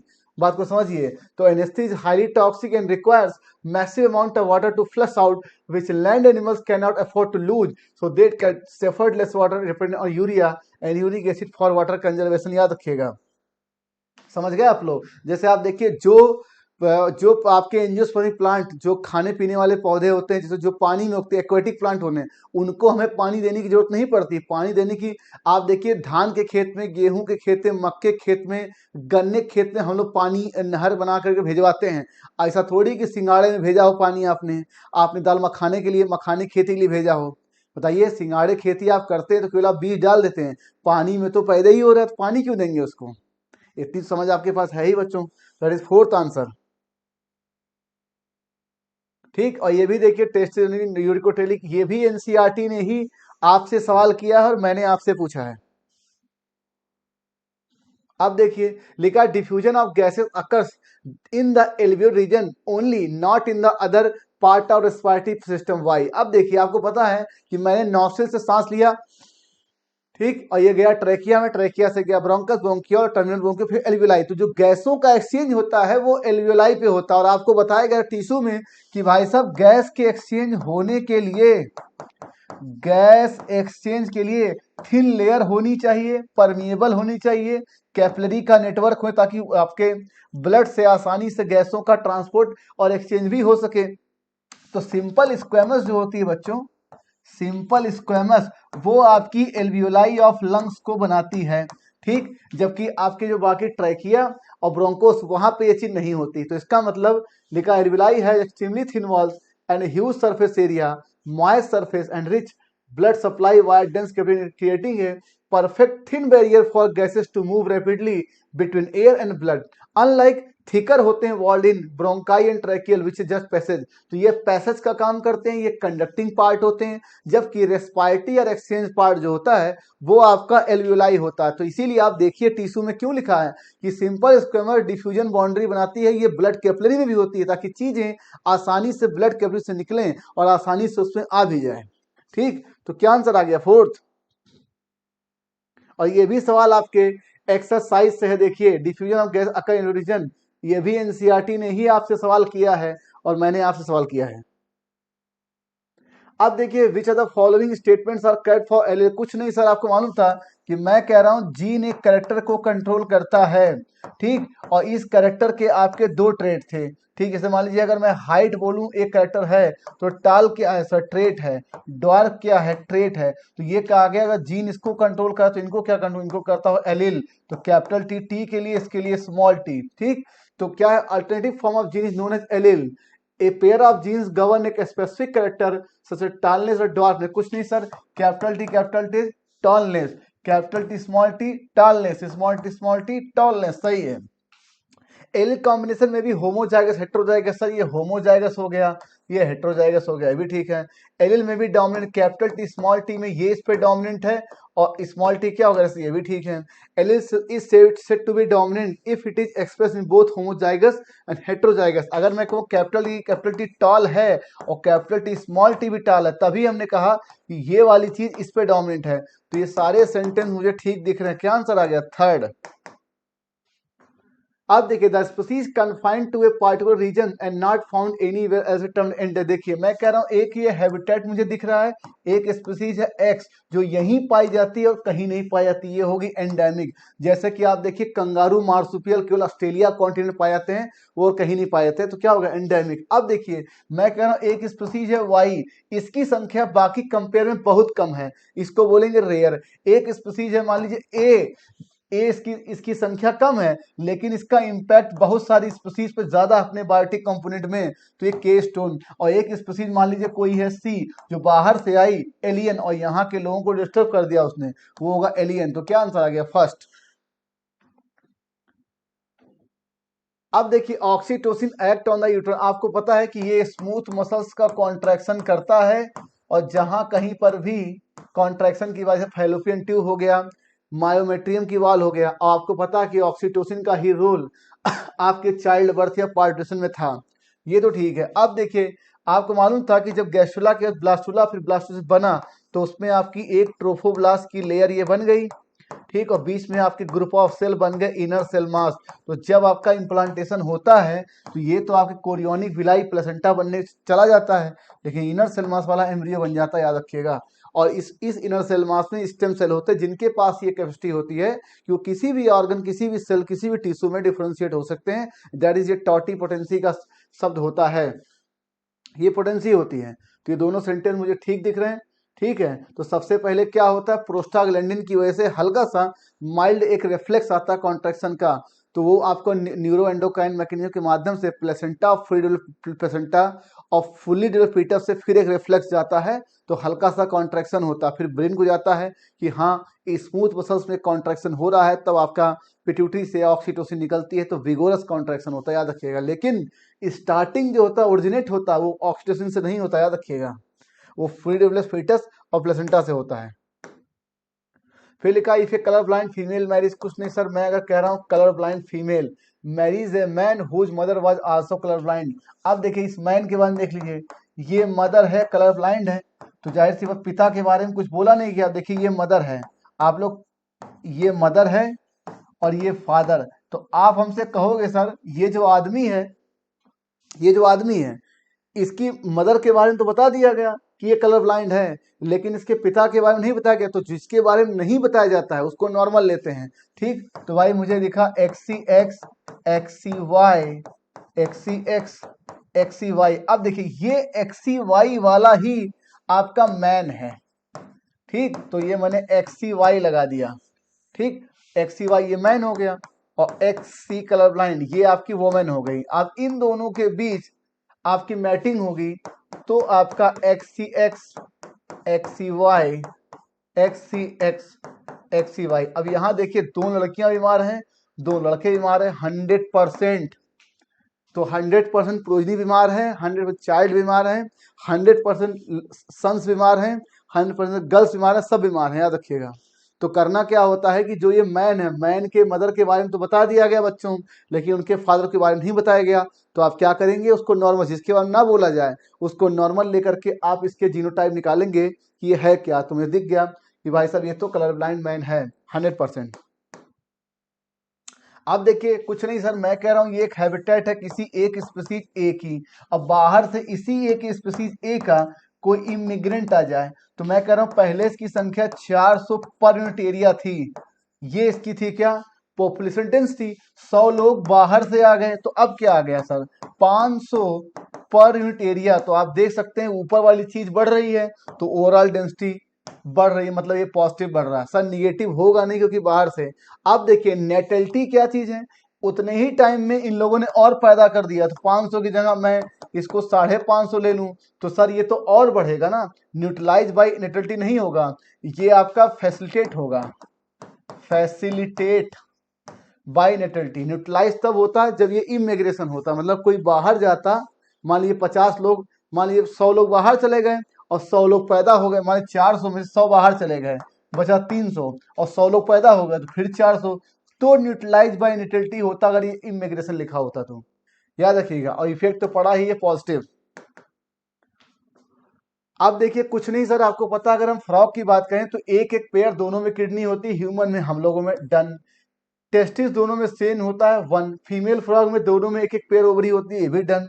हर चैम्बर फ्रॉग में कितना होता है, 3, जिसमें 2 ऑरिकल और 1 वेंट्रिकल। और ह्यूमन में कितना होता है सर, 2 ऑरिकल और 2 वेंट्रिकल, 4। तो भाई जाहिर सी बात है लेस देन ह्यूमन है। लेकिन सर केनियल अगर हम फ्रॉग की बात करें 10 पेयर और ह्यूमन में कितना 12, तो ये मोर नहीं लेस होना चाहिए, गलत है। ए सही है, सी सही है, डी सही है। क्या आंसर आ गया, सेकेंड। अब देखिए कुछ नहीं, अब आप हमसे बहुत से बच्चों ने कहा कि सर ये फाइकोलॉजी माइकोलॉजी तो कहीं एनसीईआरटी में दिया नहीं है। तो मैंने उनसे कहा कि जब आपने लाइकेन पढ़ा था तो उसमें 2 कंपोनेंट बताए गए थे, एक बताया गया था माइकोबायोएंट, ठीक, और एक आपको बताया गया था फाइकोबायोएंट। इसमें कोई शक नहीं सर। ये था फंगल कंपोनेंट और ये था एल्गल कंपोनेंट, ठीक। तो ये है क्या, ये जो फाइकोबायोएंट लिखा यही है, study of algae phycology, study of fungi mycology. इसका मतलब अगर मैं फाइकोलॉजी बोल रहा हूं कि मुझे फाइकोलॉजी के अंदर किसका अध्ययन करना है, तो मेरा जो स्ट्राइक करेगा सर, मैं वो एल्गी को ढूंढूंगा इनमें कहाँ है। और अगर मुझसे पूछा जाता कि भैया फाइकोलॉजी के अंदर आप किसका अध्ययन करेंगे, तो मैं इनमें से फंजाई को छांट लेता। और अगर मुझसे पूछा जाता कि वायरोलॉजी के अंदर किसका अध्ययन करेंगे, तो वायरस छांट लेता। अगर मुझसे पूछा जाता कि भाई साहब बैक्टीरियोलॉजी के अंदर किसका करेंगे, तो बैक्टीरिया छांट लेता। बात को समझिए। तो आपको छांटना कैसे से, आपको क्या छांटना, एल्गी छांटना है। तो सर माइकोप्लाज्मा बैक्टीरिया है, मतलब बन रहा है। एगेरिकस आपका फंजाई है, ये फंजाई, ये फंजाई है, यही फंजाई है। ये एल्गी हो गया, ग्रीन एल्गी, ये भी ग्रीन एल्गी, ये भी ग्रीन एल्गी, और ये ब्राउन एल्गी। तो 1 2 3 4 कितने आ गए, फर्स्ट आंसर। तो देखिए क्वेश्चन कैसे बदल रहा है, बैक्टीरियोलॉजी, वायोलॉजी, फाइकोलॉजी, माइकोलॉजी, ठीक।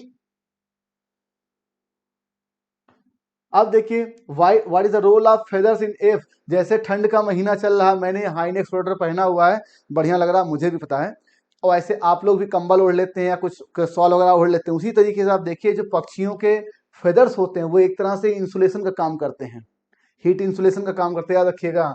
तो भाई साहब feathers help in maintaining body temperature, ठीक है। और आप देखिए कि जो आपका सेकेंडरी सेक्सुअल कैरेक्टर की तरह ये फेदर्स होते हैं, और फेदर के डिजाइन और फेदर के मूवमेंट की वजह से, मतलब जो एक आपका मैटिंग के लिए मेल को अट्रैक्ट करना होता है उसमें भी इसका रोल होता है, ठीक है। जैसे कि आपने मोर को देखा हो, फेदर्स प्ले, ठीक है, a vital role in mating by providing secondary sexual character. The color and marking of feathers determine the attractiveness of male. जाहिर सी बात है मेल का फीमेल के लिए अट्रैक्शन तभी आता है थोड़ा बहुत, जो थोड़ा बहुत उसमें ब्यूटीफुलनेस आ जाता है, ठीक। ये तो आप खुद ही अनुभव समझ रहे होंगे। They help in creating airfoil shape. For wing providing lift and help in, कहते हैं ये पंखों के लिए ऐसा शेप बनाते हैं जिसे हवा को चीरते हुए ये उड़ने के लिए काम आते हैं। वैसे भी आपने एरोप्लेन वगैरह देखा हो तो उसकी शेप से आप खुद ही समझ गए होंगे कि उड़ने के लिए आपको गोल डमरू नहीं बनना पड़ता, आपको ऐसे बनना पड़ता कि हवा को आप चीर के सकें। तो ये ठीक है भाई, तो ये मुझे तीनों सेंटेंस सही दिख रहे हैं। Fourth, what is the modification reptiles required for terrestrial mode of life? कुछ नहीं, अभी मैंने पीछे ही बताया कि जो भी टेरेस्ट्रियल मोड ऑफ लाइफ के जीव होते हैं उन्हें एटलीस्ट यूरिकोटेलिक या यूटेलिक होना होगा। तो ये हो गया। और फर्टिलाइजर इंटरनल पूछे क्यों? क्योंकि एक्सटर्नल के पानी का मीडियम नहीं है।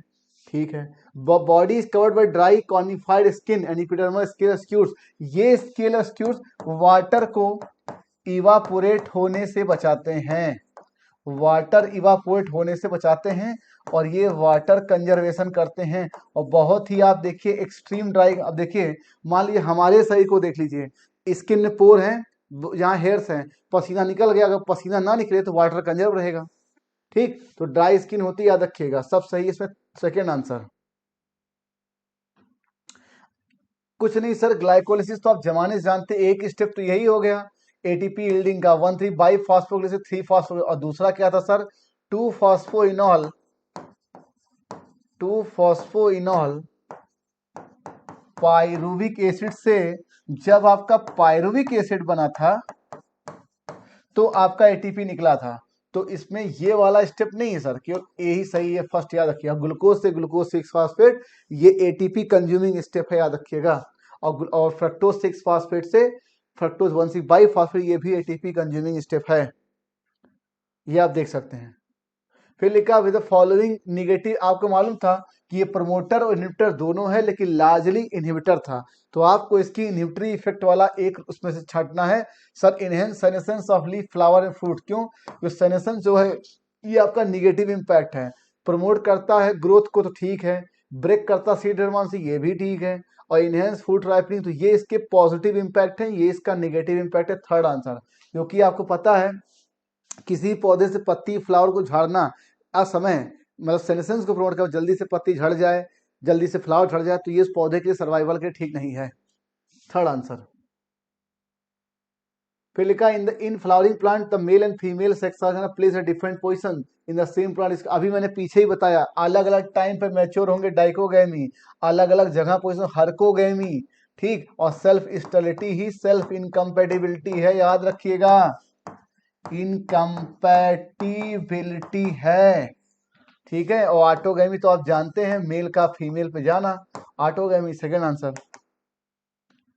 फिर लिखा given below are the event that are observed in a artificial hybridization programme, arrange them in the correct. कुछ नहीं सर, नॉर्मल हाइब्रिडाइजेशन जो होता, ये नॉर्मल फर्टिलाइजेशन जो होता, उतनी बातें आपको पता है कि एंथर से पॉलन ग्रेन निकलेगा, फीमेल की स्टिग्मा पे जाएगा, पॉलिनेटिव ग्रोथ होगा, वहां से पॉलिनेटिव ग्रो करता हुआ ओव्यूल में जाएगा, ओव्यूल से माइक्रो एम्ब्रियोसाइक में जाएगा, वहां 2 मेल गैमेट रिलीज होगा, सिनेरिड में होगा, इतना आपको पता है। तो सर आर्टिफिशियल हाइब्रिडाइजेशन में पहली बात 2 स्टेप मेन होते हैं। पहला एक होता है कि आपने ऑटोगैमी से बचने के लिए क्या करा दिया सर?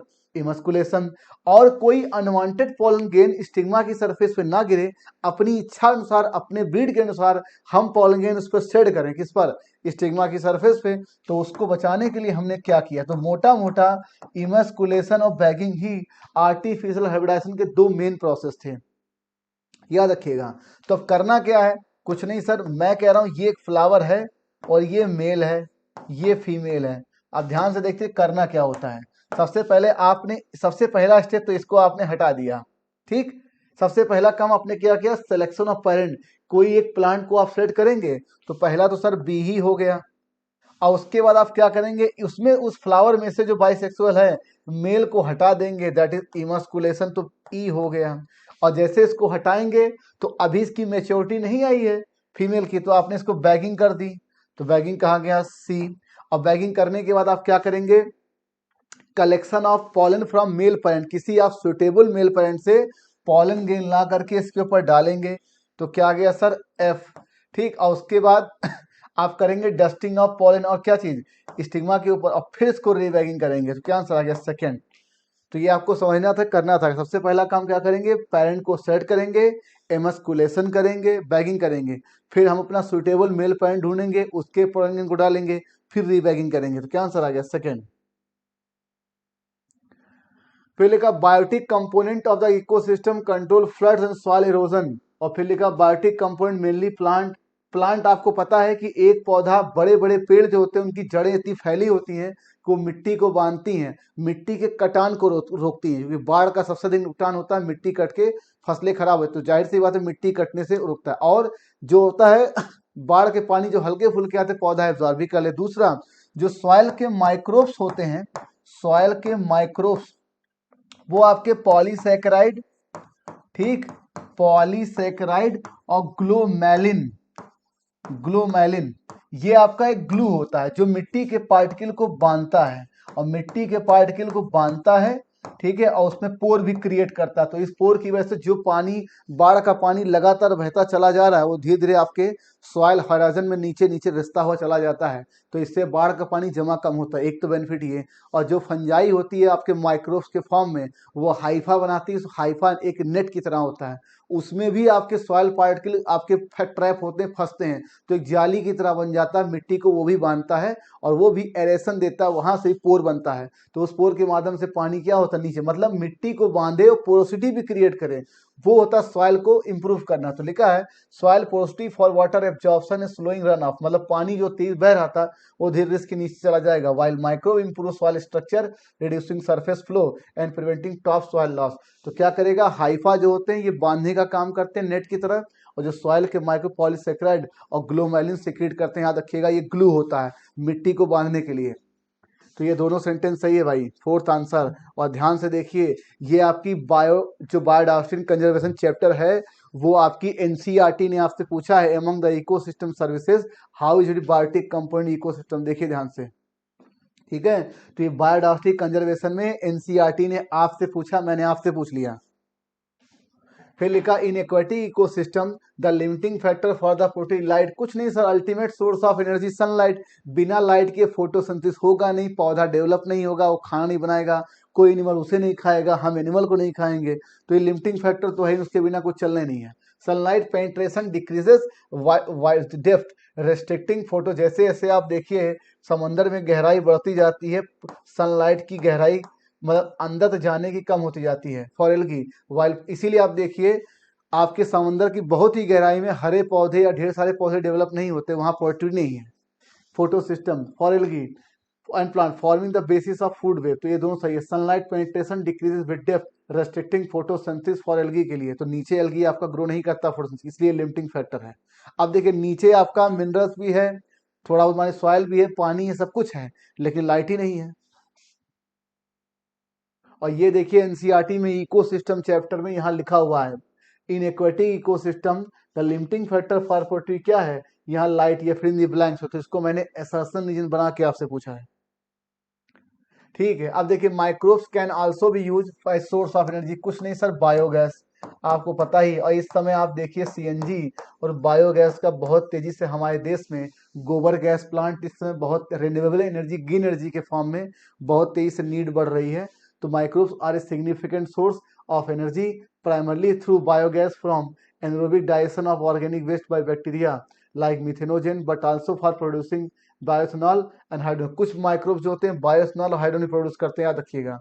केवल मेनली तो बायोगैस है ही मीथेन का, ये कुछ माइक्रोब्स आपके बायोथेनॉल और हाइड्रोजन प्रोड्यूस करते हैं। Fourth answer. अब देखिए इन सबको तो आपने पहचान ही लिया भाई, ये आपका ऑरिलिया है, पहली बात, ये फैसियोला है, इसमें कोई शक नहीं, ये नेरीस है, इसमें भी कोई शक नहीं सर, और ये पेट्रोमाइजान है। ठीक, इतना तो हमने पहचान लिया बिना किसी लॉन्ग लपेट के। तो भाई ऑरिलिया जेलीफिश है, फेस्टिवल ऑफ प्लेटिहेल्मिन्थीज है, ये आपका साइक्लोस्टोमेटा है, नेरिस आपका एनलिडा है। तो देखिए यहां से आपका ट्रिप्लोब्लास्टिक शुरू, ये ट्रिप्लोब्लास्टिक है, ये ट्रिप्लो है, तो ऑल ट्रिप्लोब्लास्टिक नहीं है सर। सिलोमेट में ये सिलोमेट नहीं है, ये सिलोमेट नहीं, ये दोनों सिलोमेट है, तो ये भी ऑल नहीं है।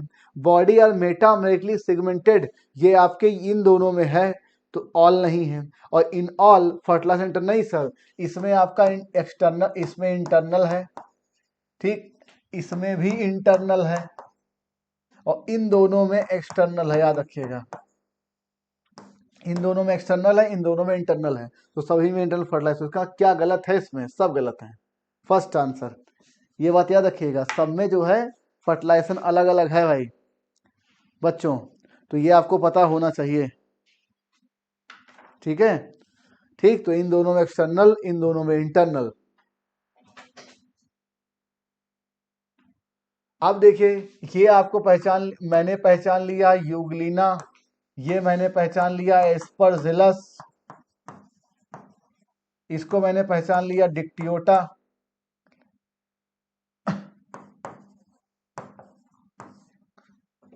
ठीक है, और इसको मैंने पहचान लिया क्या चीज, आपका बैक्टीरियोफेज। ठीक है, तो भाई इतना तो आपने पहचान ही लिया कि ये है क्या, मतलब ये एल्गी है, इतना आपको पता है भाई, ये आपका एक ब्राउन एल्गी है, इतना मैं जानता हूं। ठीक, ये ब्राउन एल्गी है। ठीक, तो देखिए सब में न्यूक्लियर मेम्ब्रेन नहीं है, पूछे क्यों? क्योंकि भाई ये तो सेल ही नहीं है, और इन ऑल सेल वॉल, इसमें सेल वॉल नहीं है, ये आपका सेल ही नहीं तो सेल वॉल भी नहीं है।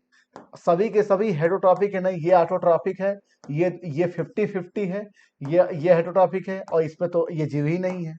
फिर लेगा सम प्रोकैरियोट, ये तीनों आपके यूकैरियोट हैं, और प्रोकैरियोट तो इसमें कुछ है ही नहीं, और ये जीव ही नहीं है।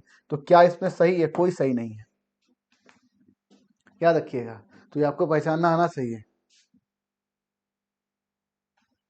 अब देखिए, नेम द आर्चिगोनिया। आर्चिगोनिया की शुरुआत ब्रायोफाइटा से हुई, और ब्रायोफाइटा, टेरिडोफाइटा, जिम्नोस्पर्म। जिम्नोस्पर्म कुछ मेंबर्स होते हैं जिनमें आर्चिगोनिया नहीं होती, जैसे कि आप कहीं नोट कर लीजिए बच्चों। पहला नाम है आपका नीटम, ये आपसे पूछा जा सकता है नीटम कि क्या सारे मेंबर में आर्चिगोनिया है? नहीं, वेल्विशिया और इफेड्रा, इनमें आपका आर्चिगोनिया एब्सेंट है, और यही वो मेंबर हैं जिनमें वेसल्स पाए जाते हैं। तो वेसल्स पाया जाता है, पॉजिटिव है, और जो आर्चिगोनिया है वो नेगेटिव है, मतलब इसमें एब्सेंट है। आर्चिगोनिया एब्सेंट है, इनको बोलते हैं एडवांस जिम्नोस्पर्म या प्रो एंजियोस्पर्म। क्योंकि जब इवोल्यूशन होता है बच्चों तो एकाएक नहीं होता, जब कोई बड़ा ग्रुप आता है तो उससे पहले उसके प्रीवियस वाले जो ग्रुप होते हैं एंसेस्ट्री, उसमें कुछ ऐसे मेंबर्स होते हैं जिनमें कैरेक्टर पहले से डेवलप होने शुरू हो जाते हैं। तो चूंकि वेसल्स आर्चिगोनिया एब्सेंट होकर के आपका फूल बनना था, गाइनोसियम बनना था, और वेसल्स आना था, तो ये तीन मेंबर ऐसे थे, नीटम, वेल्विस्टा, एफेड्रा, जिम्नोस्पर्म के, जिनमें ये चीजें हुई। तो भैया ब्रायोटेरिडो जिम्नो जाएगा आंसर। क्या आंसर आ गया? फर्स्ट। एनजीओ में फ्लावर है, गाइनोसियम एल्गी में है नहीं। First answer. देखिए बी सी डी, और ये भी एनसीईआरटी ने आपसे पूछा है, name 3 group of plant that bear archegonia. अब देखिए पाइनस, आपको पता जो डबल फर्टिलाइजेशन है वो आपका एक्सक्लूसिव कैरेक्टर केवल एंजियोस्पर्म का है, तो सर डबल फर्टिलाइजेशन कह नहीं सकते, और इनका पॉइंट ट्यूब में केवल एक मेल गैमेट जाता है, याद रखिएगा 1। और भाई साहब पॉलन ग्रेन पॉइंट ट्यूब का फॉर्मेट जिम्नोस्पर्म से, वो टेरिडोफाइटा में है ही नहीं। तो क्या ये दोनों सेंटेंस गलत है भाई? फिर लिखा in which year the Nobel prize given to the JD Watson, Watson Crick, किस ईयर में दिया? 1962, और 53 में इन्होंने डबल हेलिकल मॉडल को प्रपोज किया था, डबल हेलिकल प्रपोज्ड। ठीक, और 1959 में क्या मिला सर इनको? इनको मिला मैसेच्यूसेट्स। ठीक, मैसेच्यूसेट्स से इनको प्राइज मिला था, याद रखिएगा। इनको मिला आपका जॉन कॉलिंस अवार्ड, ये बात याद रखिएगा। जॉन कॉलिंस अवार्ड मिला 1959 में ऑफ मैसेच्यूसेट्स, और 1960 में इनको लैस्कर अवार्ड। कौन सा अवार्ड मिला इनको? Lasker award. ये सारे अवार्ड याद रखिएगा, कोई कठिन सवाल बनेगा आपको याद नहीं होता है। क्या बोला मैंने? Johns Collin award for of Massachusetts, कहाँ से मिला? 1959 में, नोबेल प्राइज 62 में, और 1960 लेस्कर अवार्ड मिला, और 1953 में इन्होंने डबल हेलिकल मॉडल को प्रपोज किया था।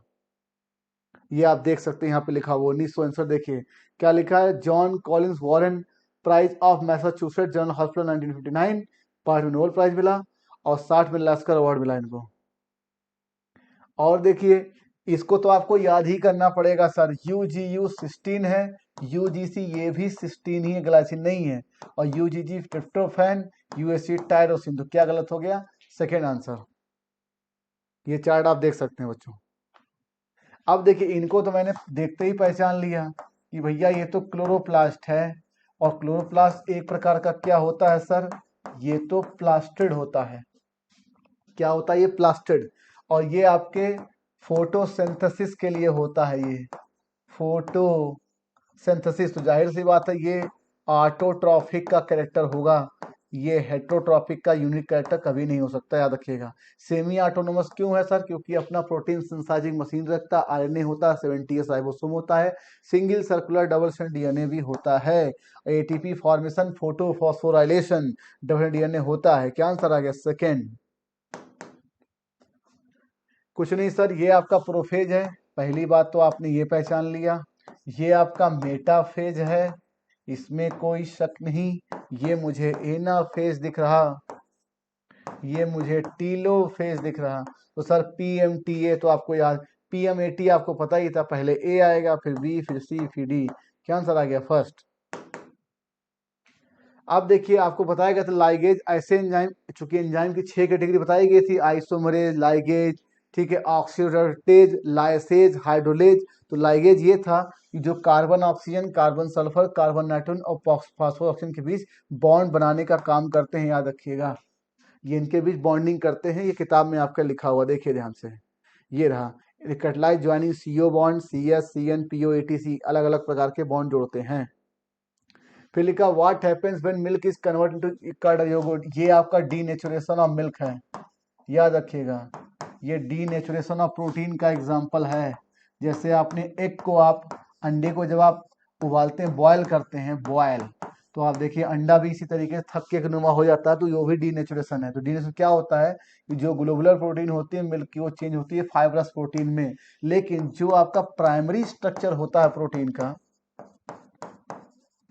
वो इंटैक्ट रहता है, अनइंटैक्ट रहता है, मतलब डिस्टर्ब नहीं होता, वो बना रहता है, डिस्टर्ब नहीं होता। तो जब सर प्राइमरी स्ट्रक्चर डिस्टर्ब नहीं होता है, तो इसका मतलब पेप्टाइड बॉन्ड प्रेजेंट हो गया। तो क्या लिखा? ऑल पेप्टाइड बॉन्ड ब्रेक नहीं, अगर ऑल पेप्टाइड बॉन्ड ब्रेक हो जाता तो अब ये प्रोटीन के रूप में एग्जिस्ट ही ना करता, ये एक एक एमिनो एसिड के फॉर्म में होता, डाइजेस्टेड फॉर्म में होता। समझ गए आप लोग? तो ऐसे ही एग की जब बॉयल करते हैं, अंडा उबालते हैं, तो वहां पर भी डीनेचुरेशन होता है। तो डीनेचुरेशन में केवल क्वाटरनरी, टर्सरी और सेकेंडरी स्ट्रक्चर इंटैक्ट डिस्टर्ब होते हैं, याद रखिएगा। First answer globular become fibrous protein, इसी से आपका मिल्क का थक्का दिखाई पड़ता है।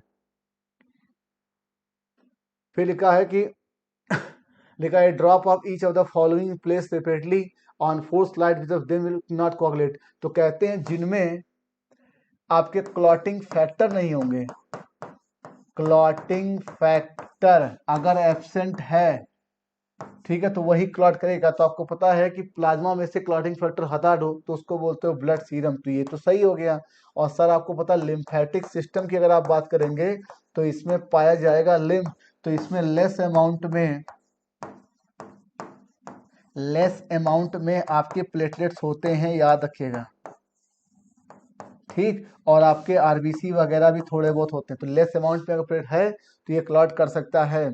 और पूरा का पूरा ब्लड ही का, तो ब्लड तो क्लॉटिंग रखता ही, याद रखिएगा, प्लेटलेट होता है, ठीक है।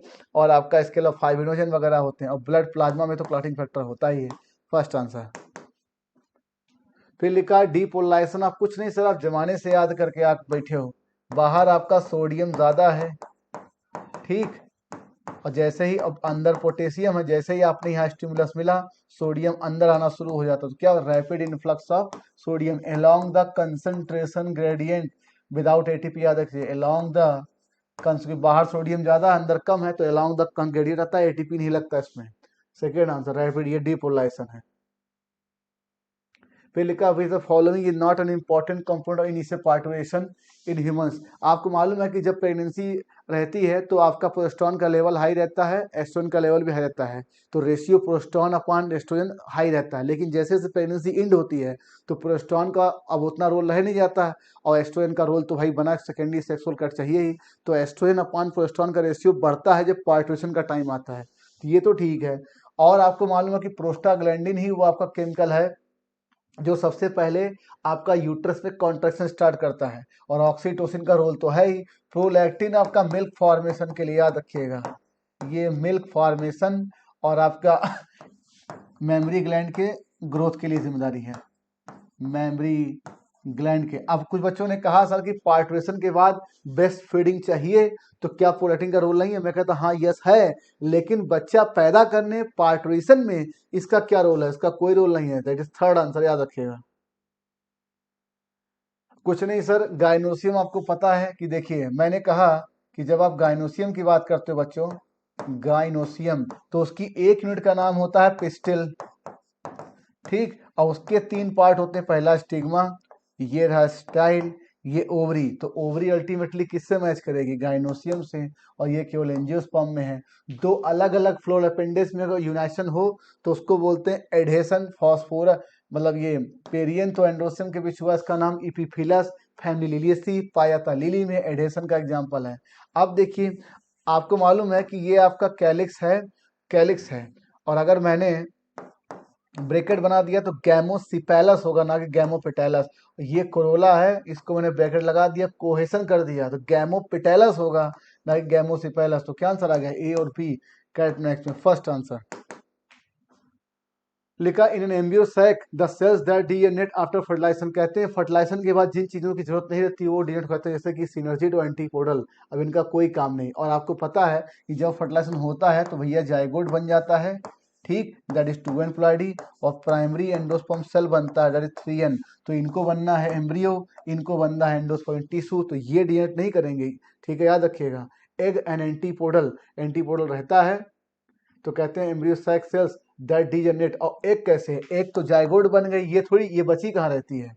कुछ बच्चे ने हमसे कहा कि सर एक का क्या हुआ? एक की क्या, जो बचता है उसको आप बोलोगे ना कि आफ्टर फर्टिलाइजेशन जो बचा है, तो बचते ये दोनों है, ये तो डिफ्रेंशिएट हो गया जाइगोट में, और आपका सेंट्रल सेल या पोलर न्यूक्लियर बदल गई पीसी में, सेकंड आंसर। अब देखिए, लिखा हुआ following are not included Calvin cycle. आपको पता था कैल्विन साइकिल के 30 स्टेप थे, कार्बोक्सिलेशन, रिडक्शन, रीजनरेशन। कार्बोक्सिल बना था 2 मॉलिक्यूल ऑफ पीजीए, रिडक्शन में बना था ट्राइयोज फॉस्फेट बना था, ठीक है। तो भैया ट्राइयोज फॉस्फेट रिडक्शन, और पीजीए बन गया कार्बोक्सिलेशन में, और जब होता है रीजनरेशन तो बनता है आरयूपी। तो भाई साहब ये तीनों तो हो गए कैल्विन साइकिल में। ओ ए कहाँ सर? ओ ए जो है ये C4 साइकिल का पार्ट है। जब मीजोफिल में याद करिए CO2 का फिक्स हुआ था, PEP प्लस CO2 फिक्स हुआ था पेप्केज एंजाइम की मदद से, तो यही पहला compound, first stable product of C4 cycle था। ये कैल्विन साइकिल का पार्ट नहीं है सर, याद रखिएगा। आप देखिए in human for formation 100 ovum how many उगोनिया? कुछ नहीं सर, मैं कह रहा हूं मैं एक उगोनिया अगर लेके चल रहा हूं, तो पहली अगर मियोसिस हुई तो मुझे भैया एक आपका सेकेंडरी oocyte मिलेगा, ये तो आपको पता है, ठीक। और एक polar body, first polar body, ये बात आप जानते हैं, फर्स्ट पोलर बॉडी। फिर इसमें मियोसिस 2 हुई सर, तो क्या मिला मुझे? ये ओवम मिला। अब मुझे क्या मिलेगा? Second polar body. इसका मतलब मैं एक लेके चला था और मुझे एक ही ओवम मिला है, तो अगर मैं 100 लेके चलूंगा सर तो 100 ही ओवम मिलेगा, इसमें कोई शक नहीं। तो लिखा है, और मियोसिस कितना? M1 M2। कुछ बच्चों ने कहा सर, एक बच्चे ने यहाँ पर 2 मियोसिस काउंट कर लिया, गलत है। ये मियोसिस 1 है, मियोसिस 2, दोनों को मिला के मियोसिस बोलते। क्यों? तो मियोसिस के 2 स्टेप, 100 × 100, थर्ड आंसर आ गया। फिर लिखा which scientist have contributed modern, Hugo de Vries. जितने लोग डार्विन के बाद आए थे, नियो डार्विनिज्म आया था, डार्विन के बाद जितने साइंटिस्ट आए जिन्होंने इवोल्यूशन और स्पेसिएशन पे काम किया, वो सब के सब मॉडर्न सिंथेटिक थ्योरी में हैं, याद रखिएगा, फोर्थ आंसर। और ये एनएमसी सिलेबस में था सर, क्योंकि मॉडर्न सिंथेटिक थ्योरी है भाई। Sir the incorrect match for isolation centimetre. कुछ नहीं सर, आपको पता है कि अगर मैं कोई एक सेल लूं, कोई एक सेल लूं, अभी मैंने इस पे कौन सा जीव है वो आइडेंटिफाई नहीं किया है। इसमें मान लीजिए अगर यूकैरियोट होगा तो एक न्यूक्लियस होगा, उसके अंदर आपकी ये डीएनए होगी, हमें चाहिए डीएनए। तो डीएनए से पहले बाकी के जो बैरियर्स हैं उनको खत्म करें। मान लो प्लांट सेल है तो सेल वॉल होगा, तो सेल वॉल को डाइजेस्ट करें, सेलुलोज का सेलुलेज, प्रोटीन है तो प्रोटीएज, आरएनए है तो राइबोन्यूक्लिएज, पेक्टिन है तो पेक्टिनेज। तो इतनी चीजों को डाइजेस्ट किया। अब बैक्टीरिया की सेल वॉल है, नाक डाक डैप की बनी है तो लाइसोजाइम, फंगल सेल वॉल है तो काइटिनेज। तो इतनी चीजों को खत्म करने के लिए आपको चाहिए, ठीक। तो आरएनए के लिए क्या चाहिए था सर? राइबो न्यूक्लियस चाहिए था, याद रखिएगा, राइबो न्यूक्लियस, याद रखिए राइबो न्यूक्लियस। तो ये पेप्केज गलत, तो पेप्केज एंजाइम मीजोफिल सेल में C4 प्लांट में काम करता था, यही वो एंजाइम था जिसने पहला फिक्सन किया था।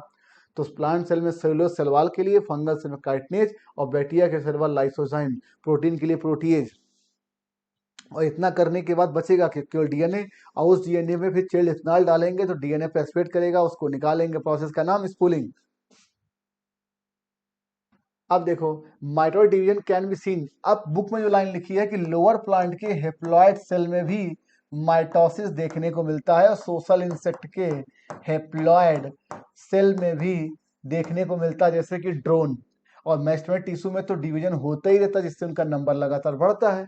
याद रखिएगा। तो ये बुक में क्या लिखा है कि haploid cell in lower plant social insect में भी माइटोसिस देखने को मिलता है। याद रखिएगा, fourth answer.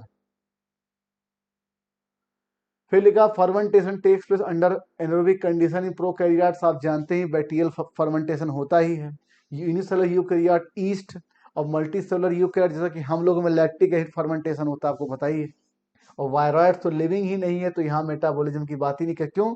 Fermentation, glycolysis, aerobic racist, ये मेटाबॉलिज्म के हिस्से होते हैं। ए बी सी याद रखिएगा। यहाँ वायरस हुआ तो गलत होता, प्रियांश हुआ तो भी गलत होता।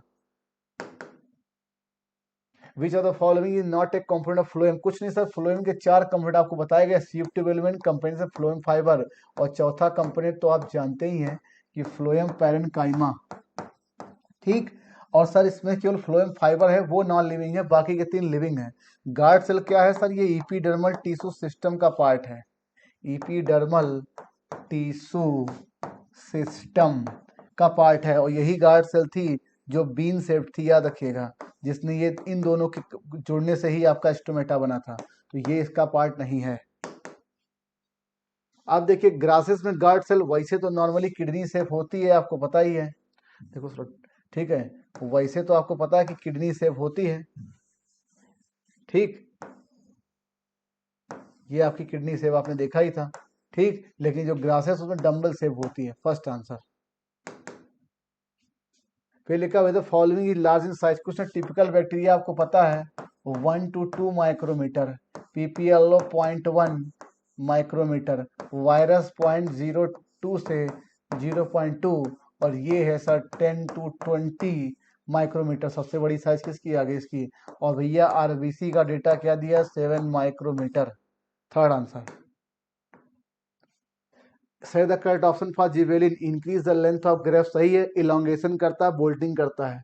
आल्सो डिले सेडेशन, क्यों? ग्रोथ प्रोमोटरी है। और दे आल्सो प्रमोट बोल्टिंग, मतलब फ्लावरिंग से पहले आपका इंटरनोड का इलोंगेशन करना, इसको बोल्टिंग बंद कहते हैं, याद रखिएगा। तो क्या आंसर आ गया? फोर्थ। और इसके अलावा आपके माल्टिंग इंडस्ट्री में इसका बहुत रोल है। और एप्पल की शेप वगैरह भी इंप्रूव करता है जिबेलिन। एसिडिक नेचर के होते हैं GA3, GA1, GA2।